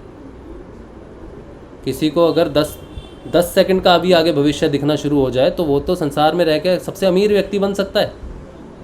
तो वो जो योगी बैठे हैं, इतने सारे सिद्ध बैठे हैं, इतना कुछ उनके पास है, तो वो क्यों नहीं करोड़पति हो जाते? क्यों नहीं अपना काम आसानी से कर लेते? क्यों वहाँ पे बैठे हुए हैं, बर्फ़ में बैठे हैं? क्योंकि उनके लिए धन महत्वपूर्ण नहीं है। अध्यात्म को समझने की पहली सीढ़ी भी वो व्यक्ति पार नहीं करता है जो सिर्फ धन पे अटक जाता है। क्योंकि ये जो धन का जो दिक्कत है ना, ये है, इसको कहते हैं रजोगुण। रजोगुण में धन ही धन है और कुछ भी नहीं है। रजोगुण हमें हर तरफ से धिक्कारता है, हर तरफ से धिक्कारता है, और उसके पास धिक्कारने के लिए सबसे महत्वपूर्ण जो हथियार है वो है धन। तू धन नहीं कमाता, तू ये करता है, तू वो करता है, तूने ये कर लिया, तूने वो कर लिया। इस सागर से, इस रजोगुण से निकलना इतना मुश्किल है संसार में रहकर। इसमें सिर्फ प्रभु ही निकाल सकते हैं आपको। और आप जब तक धन से मुक्त नहीं होते, ऐसे करोड़ोपति हैं भाई जिन्होंने पूरी संपत्ति अपनी दान कर दी, करोड़ोपति हैं जिन्होंने अपनी संपत्ति दान कर दी और पीछे मुड़ के भी नहीं देखा। आज यहाँ पर देखो, ये जो बिल्डिंगें बनती हैं ना, यहाँ पे कहीं कहीं पे एक छोटा सा पार्क मिलता है। पूछते हैं ये पार्क कैसे है, तो कहते हैं किसी ने अपनी ज़मीन दान दे दी। एक व्यक्ति के सच्चे दान की वजह से आज बच्चों के खेलने के लिए दूर दूर तक एक छोटा सा पार्क होता है। बस सिर्फ एक व्यक्ति है एक मोहल्ले में जिसने, कभी पुराना होगा कोई बेचारा, उसने दान दे दिया। तो अध्यात्म जो है, इसमें पैसा कहाँ से आया, किसने लगाया, आपने लगाया, किससे लिया, नहीं लिया, ये कोई मैटर नहीं करता। ये तो आपकी ईगो है कि मैंने लिया और मैंने दिया। ये सिर्फ और रजोगुण की ईगो है। अगर आप कोई प्रोग्राम करते हैं और उसमें धन को लेके धन की विशेषता को लेके बताते हैं कि यहाँ से लिया था, ये हमने इससे नहीं लिया, मैंने ज़िंदगी में आज तक किसी के आगे, लोग कहते हैं ना, मैं बड़ा स्वाभिमानी हूँ, मैंने ज़िंदगी में किसी के आगे हाथ नहीं फैलाया। बहुत कोई ऊंचा कोई कांड नहीं कर दिया तुमने, तुम रजोगुण में ही फंसे रहे। क्योंकि अध्यात्म में तो सब त्याग देते हैं। जो बुद्ध थे वो राजा थे, राजा के बेटे थे वो, लेकिन उन्होंने अपना जीवन भिक्षु की तरह, उन्होंने यहाँ पे धन को लात मार दी, धन को औकात दिखा दी कि मैं अगर राजा भी हूँ तब मुझे धर्म प्राप्त नहीं हो सकता, मैं मृत्यु से नहीं बच सकता, मैं अपने रोगों से नहीं बच सकता, या मैं अपनी इस संसार से मैं बच नहीं सकता। धन सिकंदर के पास बहुत था, दोनों हाथ बाहर रखे उसने अपने, बताया कि धन कितना भी हो जाए कोई फ़र्क नहीं पड़ता। लेकिन फिर भी आज हमारे परिवार में धन को लेके चैनल बंद कर देते हैं, धन को लेके कॉपीराइट कर देते हैं, धन को लेके अपनी बहादुरी बताते हैं, धन को लेने पे साधकों को एक दूसरे को चोर बोलते हैं, धन की चोरी उसने खा ली, इसने खा ली। ये सारी बातें बहुत ही आम बात है सिद्ध योग में, कोई साधारण बात नहीं है। 99% यही बात चलती है। कोई 1% होंगे जो इस बात से मुक्त है कि हमें क्या फ़र्क पड़ता है किसने खाया किसने लिया, मैंने तो गुरुदेव को दिया, गुरुदेव ने उसका पेट भरा, उसके नाम जप का दिया, उसको दिया, जो भी दिया तो मैंने तो गुरुदेव को दिया। गुरुदेव उसको कुएं में डालें, उसको आग लगा दें पैसे को, मैंने 10 लाख रुपए दिए गुरुदेव को, गुरुदेव ने उसकी आग लगा दी मेरे सामने, चलो लगा दी। आप कुछ कर लोगे? और गुरुदेव के पास आप क्या सोचते हो? गुरुदेव के पास लोग टैचियाँ भर भर के लेके जाते थे। भगत भाई का इंसिडेंस है, भगत भाई खुद बताते हैं, वो पैसा लेके गए थे, गुरुदेव आपको गाड़ी खरीद के दूंगा। भगत भाई खुद बताते हैं 10 ना 11 लाख रुपए लेके गए। गुरुदेव ने कहा बेटा मुझे नहीं चाहिए, गाड़ी वाड़ी नहीं चाहिए, तू ये बना दे, आश्रम बना दे। तब काजलवास में 21 लाख रुपए का आश्रम बना, अराउंड 21 लाख जहाँ तक मुझे। तो भगत भाई ने तब नहीं लिए, खुद पैसे थे उनके, उन्होंने लगाए, गुरुदेव को लगा दिया। अगर गुरुदेव भगत भाई लेके जाते तो गुरुदेव कहते मेरे है ना बेटा, हाँ, एक माचिस ला, आग लगा देते। तो भगत भाई क्या कर लेते? गुरुदेव मेरे पैसे क्यों जला दिए? कह सकते थे? नहीं कह सकते थे, क्योंकि वो तो गुरुदेव के हो गए, गुरुदेव ने जला दिए। गुरुदेव ने कोई बहुत महंगी गाड़ी देखी कभी? गुरुदेव ने खरीदी हो? कोई मर्सिडीज़ में जा रहे हैं, ऐसे जा रहे हैं, देखा कभी गुरुदेव को? गुरुदेव ने पैसों वालों की औकात अपने पैर में रख के दिखाई है, कुछ नहीं चाहिए मुझे, तुम क्या खरीदने आए हो। तो हम शिष्य एक दूसरे के ऊपर चोरी तक का आरोप लगाते हैं, नीचता तक का आरोप लगा देते हैं, और फिर घमंड भी करते हैं कि हमने किसी से पैसे नहीं लिए, हमने लगाए हैं। और फिर देखो तुम अपना, जब तुमने वो प्रोग्राम कराए थे तब तुम अपनी प्रोग्रेस भी देखो अध्यात्म में क्या थी। हम आज डिसीजन देते हैं ना लोगों को कि ये अच्छा साधक है, ये बुरा साधक है, ये उच्च साधक है, उच्च साधक। ये कितना बड़ा घातक हथियार है अपनी ही गर्दन काटने के लिए अध्यात्म में, ये नहीं पता आपको। सिद्ध योग का मतलब है freedom, full freedom, freedom from तमोगुण, फ्रीडम फ्रॉम रजोगुण, फ्रीडम फ्रॉम सत्वगुण। ये सत्वगुण यही अहंकार है कि मैं कर रहा हूँ, मैं करवा रहा हूँ, मैं बोल रहा हूँ, मेरा है, मेरे सब मेरे चहीते हैं, मुझे सुन रहे हैं, ये सब कर रहे हैं। ये तो मट्टी है सब, कुछ भी नहीं कर रहे आप, कुछ भी नहीं। आप बैठे भी हो और आप नहीं भी बैठे हो, उससे कोई फ़र्क नहीं पड़ता उस परमात्मा को। उसका काम आपके बिना भी चल जाएगा, और ये सत्य है।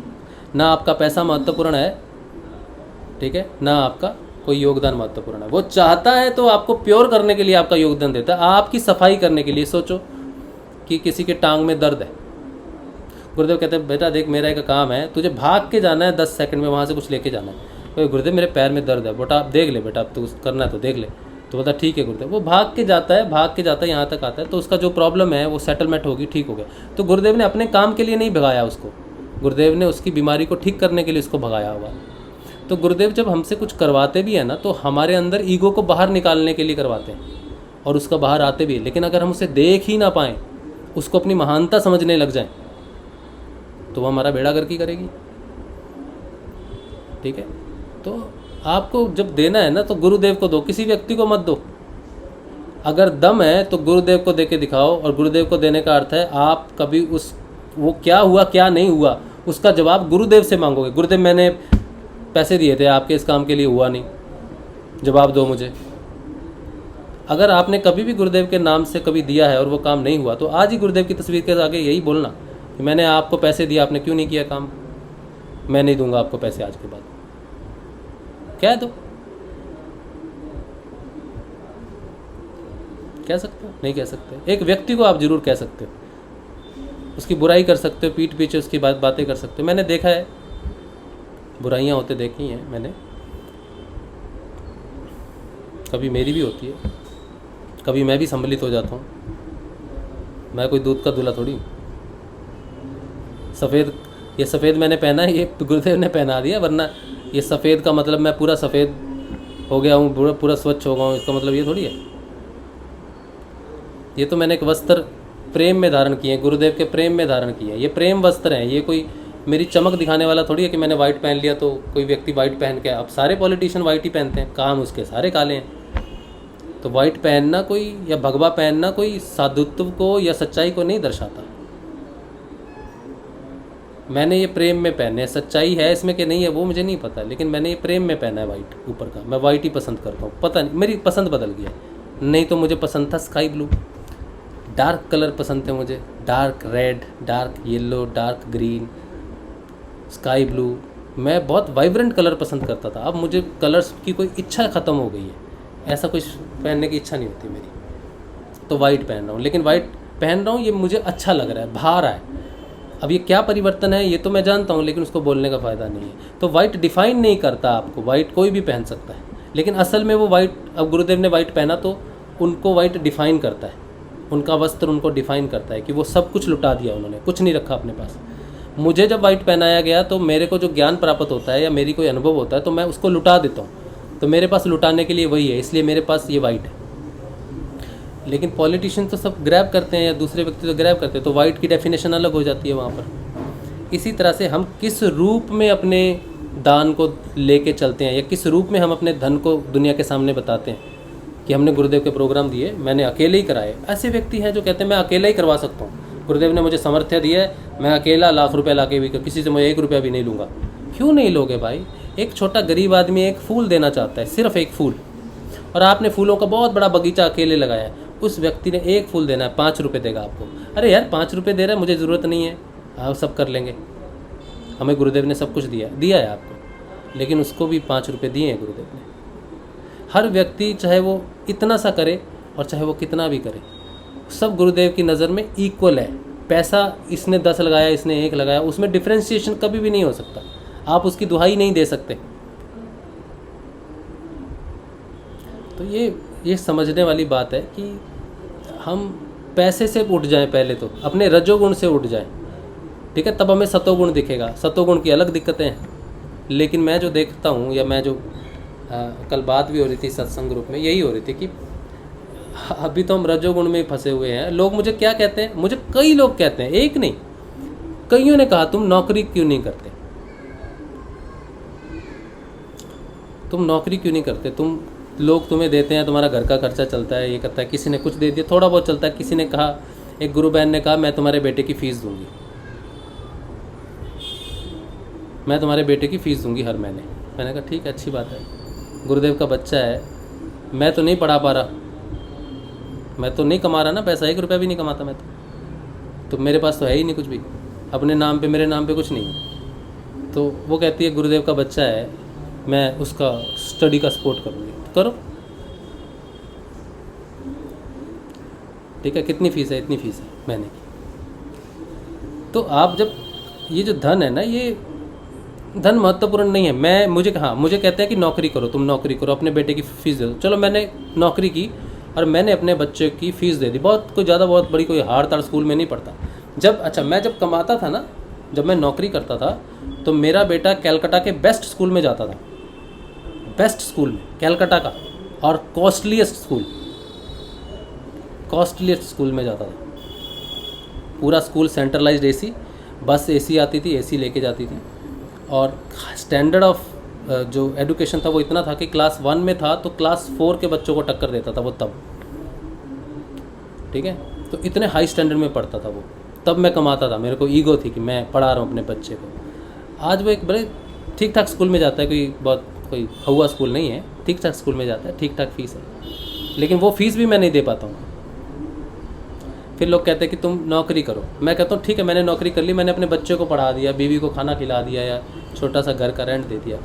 मेरा जब जीवन का अंत होगा, जब मैं छैया पे होऊंगा, अपनी मरण छैया पे होऊंगा, सबको जाना है ना, मुझे भी जाना है, तो जब मैं मरण छैया पे होऊंगा तो मैं पीछे देखूंगा कि मुझे जो मिला गुरुदेव से, जो ज्ञान मुझे मिला है गुरुदेव से, वो कितनों को मिला था, और मैंने उसका सदुपयोग किया या मैंने उसको नष्ट किया। मेरे जीवन में मैं देखता हूँ कि मेरे जीवन का एक उद्देश्य है, मेरा सत्संग करना, मेरा आपकी बातों का जवाब देना, मेरी साधना करना, ये मेरे लिए बहुत महत्वपूर्ण जीवन में कभी भी मैंने 1 रुपया भी अगर नहीं कमाया, और मैंने अपनी फैमिली को ठीक से खाना भी नहीं खिला पाया, अपने बच्चों को अगर मैं ठीक से पढ़ा भी नहीं पाया, तो भी मुझे अंत समय में कोई खेद नहीं होगा, मैं ये आज कहता हूँ। लेकिन मुझे इस बात की खुशी होगी कि मेरे जीवन से जुड़ने में, मेरे उद्देश्य से, या ज्ञान जो गुरुदेव ने मेरे माध्यम से दिया, मैंने गुरुदेव का वो कार्य किया जो सनातन धर्म को उठा सके। मैं अपने परिवार को नहीं उठा रहा, धन नहीं कमा रहा था, लेकिन मैं सनातन धर्म को उठा रहा हूँ।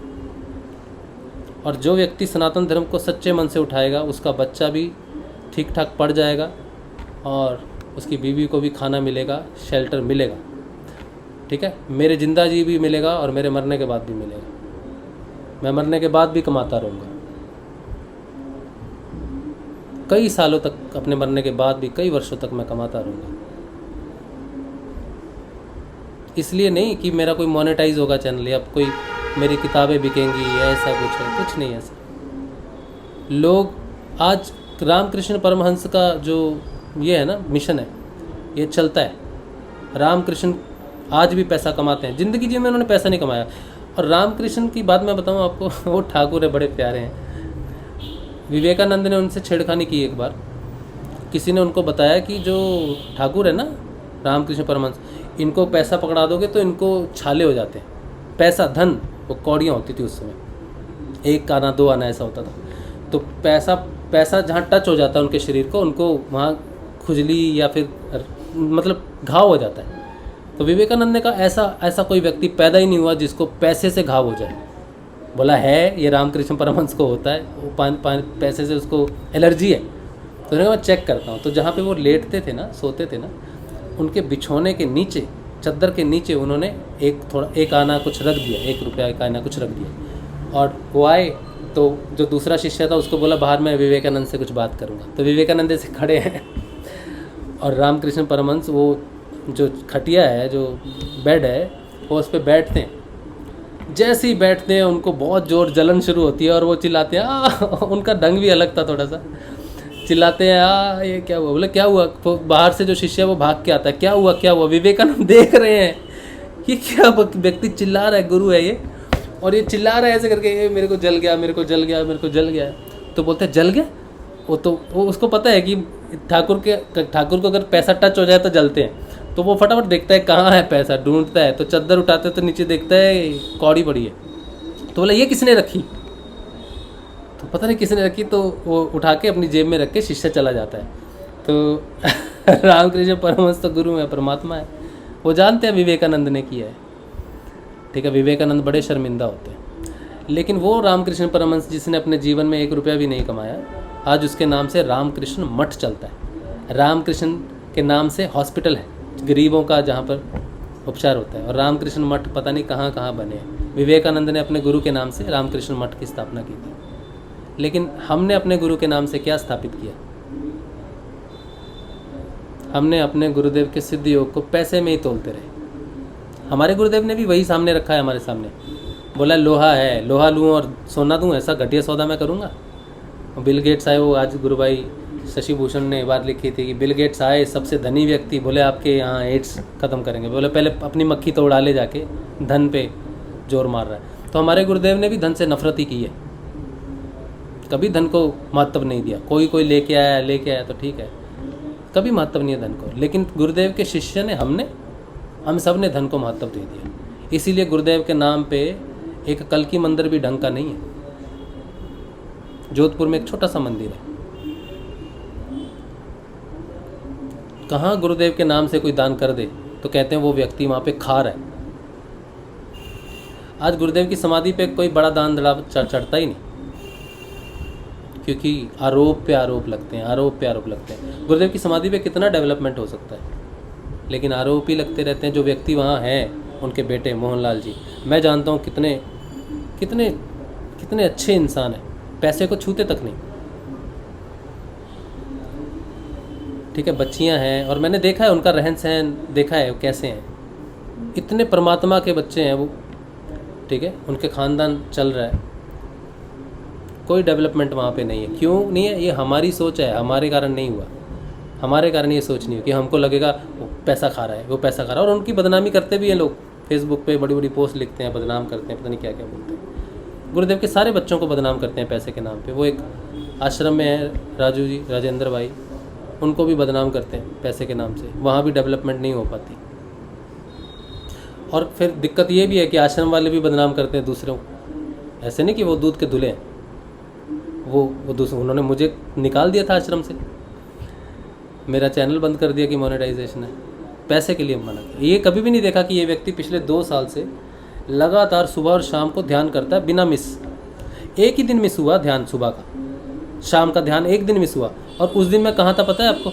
जिस दिन मिस हुआ ध्यान, उस दिन मैं जोधपुर आश्रम में था, क्योंकि आश्रम में ही ध्यान नहीं करने दिया उन्होंने।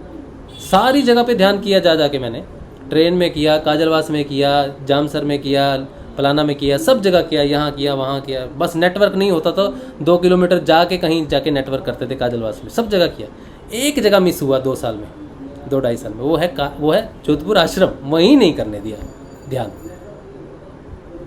तो ये हमारे अंदर है प्रॉब्लम्स, हमारे सिद्धियों के अंदर। हमारे गुरुदेव को पैसे से कोई बहुत बड़ी बात नहीं है। तो हमें अगर निकलना है तो सबसे पहले हमें एक दूसरे के प्रति ये आरोप लगाने, रजोगुण से बाहर निकलना चाहिए। सिद्ध योग आज रजोगुण में फंसा हुआ है, सारे साधक आज रजोगुण में फंसे हुए हैं। पैसे पैसे पैसे पैसे पैसे, उसने उसको, और बहुत बड़ी चीज़ें हैं पैसे को लेके, तो बहुत घटनाएं हैं। लेकिन मैं पैसे के ऊपर सेशन नहीं कर रहा या किसी को बदनाम नहीं कर रहा। मैं कह रहा हूँ सबको फ्री छोड़ दो, जो जो कर रहा है उसको करने दो, जो जिससे कर रहा है ले रहा है। वो किसी व्यक्ति विशेष को कभी भी नहीं देता। अपनी मेहनत की कमाई कोई किसी को नहीं देता। आपसे कोई व्यक्ति उधार मांगने आ जाए तो आप नहीं देते, क्योंकि आपकी खुद की कमाई 20,000 है। लेकिन गुरुदेव के नाम पे आप 11,000 डोनेट कर देते हो। 20,000 सैलरी है, 11,000 डोनेट कर दिया। क्यों किया? किसको दिया? व्यक्ति विशेष को तो नहीं दिया, ईश्वर के नाम पे दिया ना। अब वो 11,000 को गुरुदेव ने आग भी लगा दी तो आपने कहेंगे गुरुदेव, तो आप नहीं कह सकते ना। तो इसी तरह से जब गुरुदेव के नाम से कोई व्यक्ति कार्य कर रहा है, वो होगा कि नहीं होगा वो ईश्वर की इच्छा है। आपकी इच्छा किसको देने की, आपने किसको दिया था, पहले ये क्लियर करो। रजोगुण से बाहर निकलो। गुरु के लिए पैसा महत्वपूर्ण नहीं है। अगर होता तो आपको फ्री में दीक्षा नहीं मिलती। मेरे को तो कभी मिल ही नहीं पाती, क्योंकि मुझे तो यूट्यूब के माध्यम से दीक्षा मिली है। अगर गुरुदेव पैसे रखते दीक्षा पे तो मुझे पहले जोधपुर जाना पड़ता, जो कि नहीं होता किसी भी कारण। फिर वो दीक्षा प्रोग्राम में जाना पड़ता, 5,000 2,000 जितने भी लगते। फिर तो मैं वैसे ही नहीं जाता कभी, पैसा लेके तो मैं कभी दीक्षा नहीं लेता। तो गुरुदेव अगर पैसे लेते तो ना तो मैं दीक्षित होता, ना आप में से कई चंद लोग होते। गांव वालों का तो नसीब ही फूट जाता। फिर राजस्थान तो, जोधपुर तो कोई होता ही नहीं, वो बड़े बड़े कॉरपोरेट्स में होता जाके, कोई कारपोरेट है, कोई बड़ा संस्था है, कोई बड़ा समाज है, वो अरेंज करा दिया किसी करोड़पति ने, हमारे समाज को दीक्षा दीजिए गुरुदेव, मैं अरेंज करवाता हूँ, बस फिर वो समाज ही हो जाता है इधर उधर। फिर ये मिशन नहीं होता। अगर ये पैसे पे आधारित होता ना तो ये मिशन नहीं होता। ये पैसे पे आधारित है ही नहीं। अपने दिमाग से बिल्कुल निकाल दो कि आप गुरुदेव को पैसा दे सकते हो, किसी व्यक्ति को दे सकते हो। आपने दिया, बस दे दिया, ख़त्म। जैसे गुरुदेव ने आपको दीक्षा दी, बस आप जाप करो, अपने अंदर बैठ के करो सब कुछ। तो ये चीज़ें हैं रजोगुण पर। इसमें मैं और बात करूँगा, इस चीज़ पे मैं और बात करूँगा, क्योंकि ये किसी को मैं ताना तो नहीं मार रहा हूँ, मैं सिर्फ आपको समझने में हेल्प कर रहा हूँ। क्योंकि मैंने भी समझा तो कई बार समझने में हमें दिक्कत होती है। तो मैं इस रजोगुण पे, इस हमारे जो पैसे पे, जो हमारी जैसे हम पैसों को देखते हैं, इसको लेके मैं ज़रूर बात करूँगा। किसी को लेके नहीं बात करूँगा। मेरी उम्मीद है कि मैं जिस आधार पे बात करूँगा उस आधार पे हम रजोगुण से मुक्त हो सकें। इसको मैं रजोगुण के आधार पे आगे ट्रीट करूँगा और रजोगुण के आधार पे इस पे मैं बात करता रहूँगा बीच बीच में। हो सकता है कि हम में से किसी एक को हेल्प हो जाए कि वो अपने रजोगुण को समझ के अपने पैसे के कमाने से या कम होने से या ज़्यादा होने से मुक्त हो जाए और वो आगे सत्वगुण तक जा सके। तो मेरा मकसद यही रहेगा पैसे के मामले में बात करने का, कि हम रजोगुण को समझें, इस रस्सी को काट सकें और इससे मुक्त हो सकें। ठीक है। तो जो लोग मुझे कहते हैं नौकरी करने के लिए, तो मैं नौकरी नहीं करूँगा और मैं यही करूँगा। क्योंकि ये एक और चीज़ है, इसमें सेशन लंबा हो गया। मुझे बड़ी प्रेरणा मिलती है। मुझे भी रजोगुण धिक्कार मारता है। मेरे पिता ने, मेरी माता ने प्रोविडेंट फंड से मुझे पढ़ाया। मेरे पिताजी की तो मृत्यु हो गई थी मेरे इंजीनियरिंग कॉलेज में जाने से पहले। तो उनका प्रोविडेंट फंड 80,000 रुपया तब एडमिशन के लिए लगा था। 1990 की बात, 1999 की बात है। मैंने इंजीनियरिंग में एडमिशन ली थी, आज काफ़ी वर्ष हो गए। तो वो मेरा फर्स्ट ईयर। उसके बाद मेरे पिताजी की डेथ होगी 98 में, लेकिन मेरी एडमिशन हुई 99 में। तो मेरी मम्मी कपड़े सिलती थी। बहुत ही गरीब फैमिली से मैंने इंजीनियरिंग मैंने की और इंजीनियरिंग के तीसरे वर्ष में मैं गंभीर रूप से बीमार हो गया। इतना बीमार कि बैठ भी नहीं सकता था, सांस भी नहीं आती थी मुझे। फिर भी मैंने इंजीनियरिंग की। मेरे एक टीचर, गुरु की कृपा हमेशा मेरे पर रही है, तो मेरे एक टीचर नीरज गिल सर, उन्होंने मेरी मदद की। मेरे हाथ से खाना खिलाते थे, मुझे पढ़ाते थे, मेरी मदद करते थे। तो उन्होंने मेरी मदद की, तो मैंने इंजीनियरिंग कंप्लीट की 4 साल में। फिर मुझे बहुत अच्छी जर्मन कंपनी में काम भी मिल गया और मेरा मकसद भी था जर्मन जाना। मैं जर्मनी जाना चाहता था, जर्मनी जाके वहाँ पे रहना चाहता था और मुझे जर्मन कंपनी में काम भी मिल गया और मेरे सपने साकार भी हो रहे थे। लेकिन भगवान ने जिसे चुन लिया हो, फिर वो समाज के लिए और बाकी भौतिक जीवन के लिए कुछ खास महत्व रखता नहीं। तो फिर मैं वहाँ से नहीं कर पाया कंटिन्यू। मुझे महामृत्युंजय मंत्र से मेरी आध्यात्मिक यात्रा शुरू हुई, तो मैंने वो कंपनी मुझे छोड़नी पड़ी। मेरी यात्रा, आध्यात्मिक यात्रा 2003 में शुरू हुई। वहाँ से फिर 2014 में मुझे गुरुदेव की प्राप्ति हुई। तो ये जो मैं सोचता हूँ कि मैंने इतने कष्ट करके अपने आप को काबिल किया। मेरे पिताजी का सपना मैंने पूरा किया इंजीनियर बनने का। मेरे पिताजी का सपना था, मेरा सपना तो एक्टर बनना था। मैं तो एक्टर बनना चाहता था, मुंबई जाके एक आर्टिस्ट बनना चाहता था, क्रिएटिव पर्सन। लेकिन उनका सपना था कि मैं इंजीनियर बनूँ, तो मैं इंजीनियर बना। लेकिन फिर मेरा रजोगुण आता है, तो मैं देखता हूँ कि मैं आज इंजीनियर बन के भी कमा नहीं रहा कुछ भी, और लोग भी कहते हैं कमाओ, तुम ये कर लो, वो कर लो। फिर मैं विवेकानंद को जब मैंने पढ़ा, तो तब मुझे समझ में आया कि ये रजोगुण है। उससे पहले मुझे पता नहीं था। ये ज्ञान मुझे विवेकानंद से मिला। विवेकानंद बहुत पढ़े लिखे थे और जब वो भारत भ्रमण पे निकले अपने गुरु की मृत्यु के बाद, तो उनको खाने के लिए नहीं मिलता था। 3-3 दिन उनको रोटी नहीं मिलती थी, और रोटी मिलती भी थी तो इतनी सख्त होती थी कि उनका मुंह छिल जाता था खाते खाते। वो पानी में डुबो के रखते थे ताकि रोटी नरम हो जाए, बासी रोटी नरम हो जाए, फिर वो खाते थे उसको। तो उनकी माँ गरीब बीमार, और उनके चाचा ने उन पे केस कर दिया और वो घर हड़प लिया। तो उनकी माँ के पास रहने की जगह नहीं, उनकी बहन के पास दिक्कत है, तो उनकी माँ तड़प रही है उधर, और इधर बच्चा भारत भ्रमण पे धर्म के प्रचार के लिए निकला, पढ़ा लिखा बच्चा।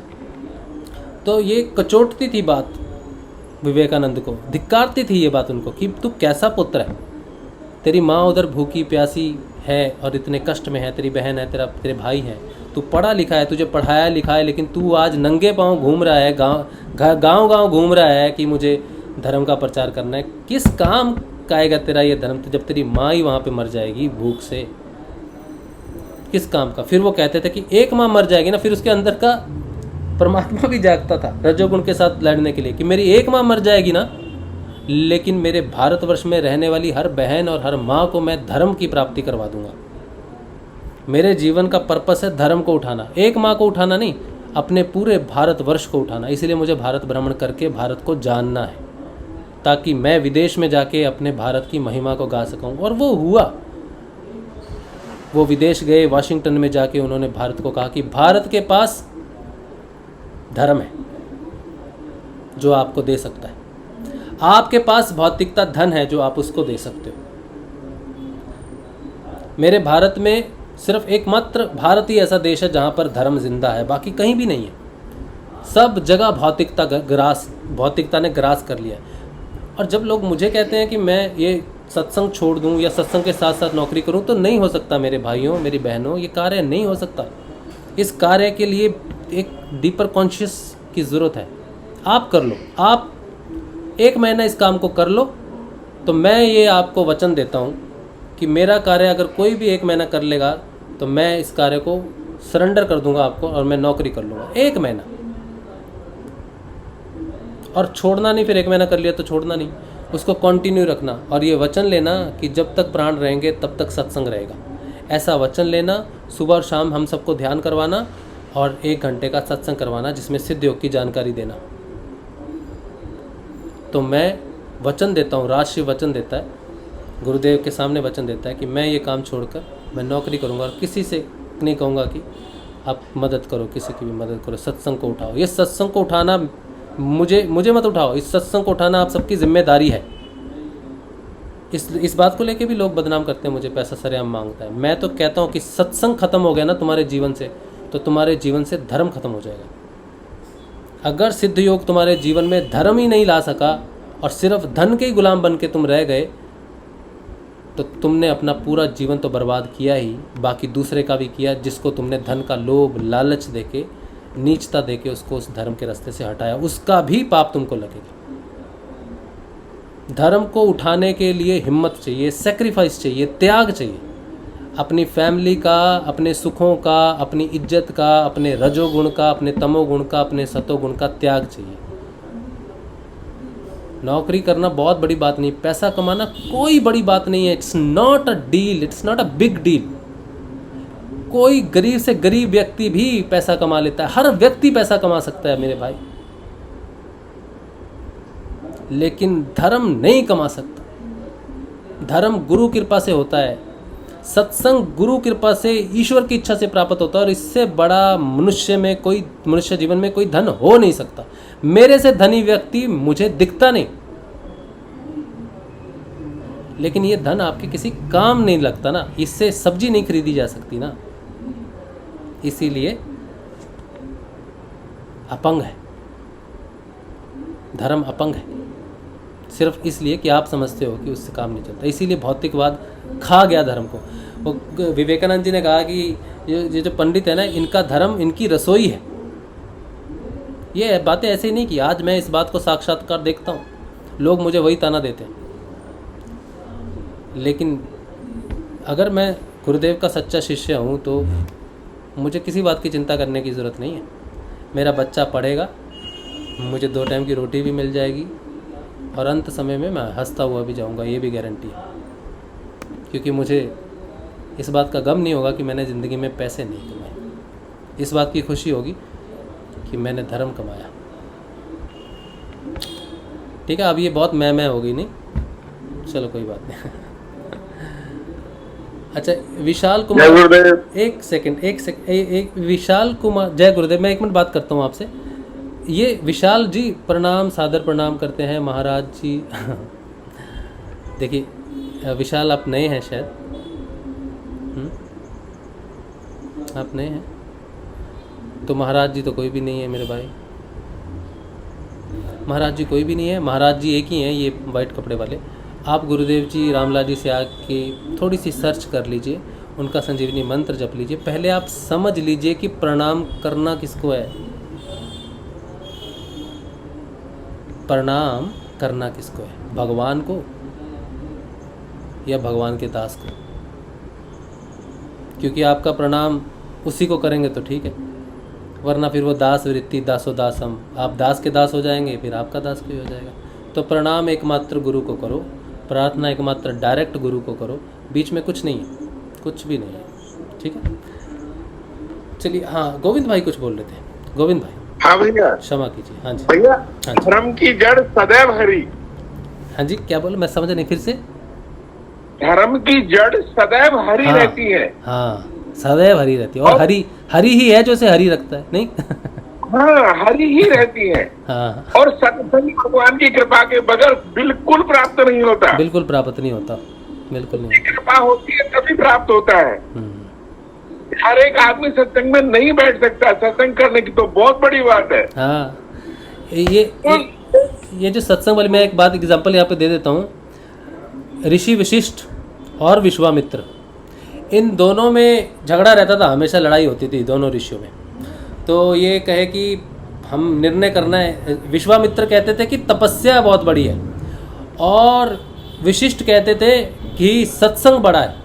तो इन दोनों के बीच में सत्संग और तपस्या को लेके युद्ध चलता रहा। तो ये त्रिदेव के पास गए, कोई रिजल्ट निकला नहीं। फिर ये शेषनाग के पास गए ना, तो शेषनाग अपने फन पे पृथ्वी को रखता है। तो उनसे पूछा कि भाई तपश्चर्या बड़ा है या फिर सत्संग बड़ा है? तो शेषनाग ने कहा मेरे सिर पे पृथ्वी का बोझ है भाई, मैं सोच नहीं सकता। तो आप पृथ्वी का बोझ थोड़ी देर लो तो मैं सोच के बताऊं। तो विश्वामित्र ने कहा मैं लेता हूँ, मैं ताकतवर हूँ, मैं लेता हूँ।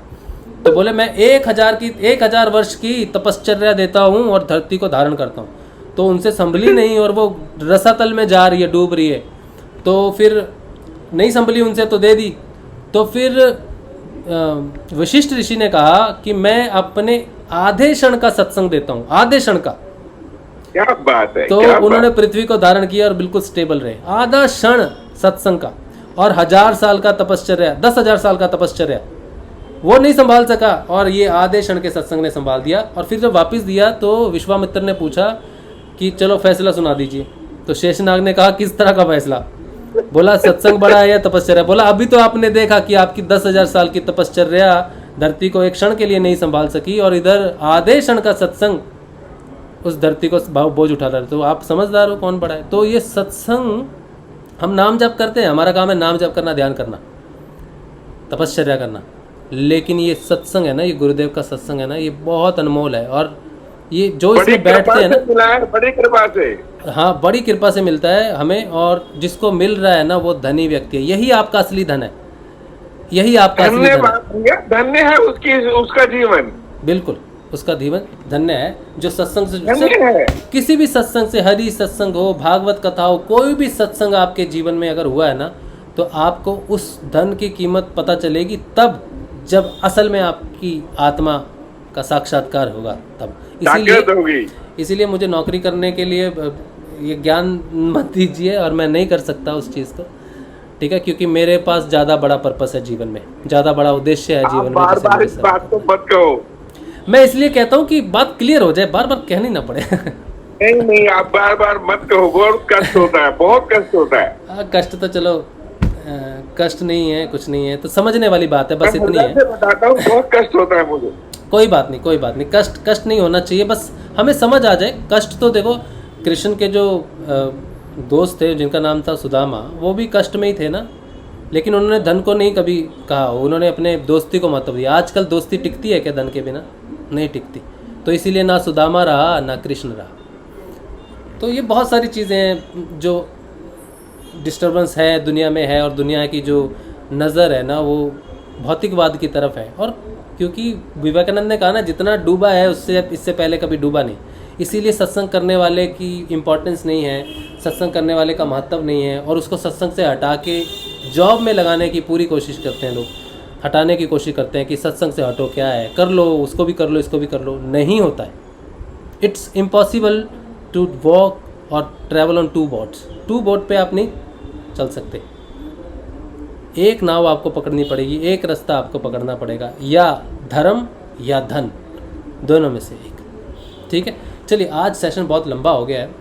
उम्मीद है कि रजोगुण से आज हम बाहर निकलें, थोड़ा सा जान भी लें उसको, तो निकलने का प्रयास तो कर सकते हैं। निकलेंगे तो नहीं इतनी जल्दी, लेकिन प्रयास तो कर सकते हैं। तो यूट्यूब पे और कुछ, यूट्यूब पे अरविंद सिन्हा कह रहे हैं सत्संग से लोभ मोह क्रोध अहम का धीरे धीरे कमी होता है, ये सही है गुरुवर क्या? अरविंद जी आप शायद नए हैं, क्योंकि आप मुझ ये गुरुवर कह रहे हैं। गुरुदेव रामलाल जी सियाग हैं, तो आप थोड़ी सी सिद्ध योग के बारे में जानकारी जरूर लेंगे। गुरुदेव रामलाल जी सियाग सिद्ध योग, गुरुदेव रामलाल जी सियाग स्पीच, इतना आप इंटरनेट पे सर्च करना और आपको गुरुदेव के बारे में पता चलेगा, और फिर आप उनके बारे में जानकारी ले लेना। फिर 2-4 दिन आप ध्यान करना हमारे साथ, तो मैं आपका गुरु भाई, ठीक है, मुझ में और आप में समानता है। गुरु वो वाइट वाला, ठीक है, ये भगवे वस्त्र वाला, ये गुरु है, ये गुरु है, मैं नहीं, ठीक है, मैं नहीं। तो ये बात सही है कि धीरे धीरे लोभ मोह काम क्रोध सब जो है दूर होते हैं, क्योंकि ये तब दूर होंगे जब आपको दिखेंगे, और दिखेंगे तब जब आपके पास दृष्टि होगी। तो सत्संग में वो दृष्टि आ जाती है, ईश्वर के नाम की दृष्टि, ईश्वर ही दृष्टा है। तो जब उसको देखते हैं तो वो हमें देखता है, और हम उसको देखते हुए उसके माध्यम से अपने आत्म रूप में देखते हैं, तो हमें हमारा लोभ काम क्रोध सब दिखता है, फिर हम उसको दूर कर सकते हैं। ठीक है, सत्संग से त्रिगुण ताप जो है ये दिखने शुरू हो जाते हैं। लेकिन ये सत्संग प्राप्त होता है हरि के नाम से, तो हरि का नाम पहले महत्वपूर्ण है। तो संजीवनी मंत्र का जाप कीजिए, 2 समय ध्यान कीजिए और सत्संग में जुड़िए, तो डेफिनेटली हम सबका भला ही होगा। कल मिलेंगे हम लोग सुबह के ध्यान में, सुबह 6:30 बजे। जय श्री गुरुदेव, जय श्री दादा गुरुदेव, जय श्री गुरुदेव, जय श्री दादा गुरुदेव, जय श्री दादा गुरुदेव, जय श्री आदिशक्ति गुरु माँ, जय चरणों जय श्री जय श्री गुरुदेव, जय श्री गुरुदेव, जय श्री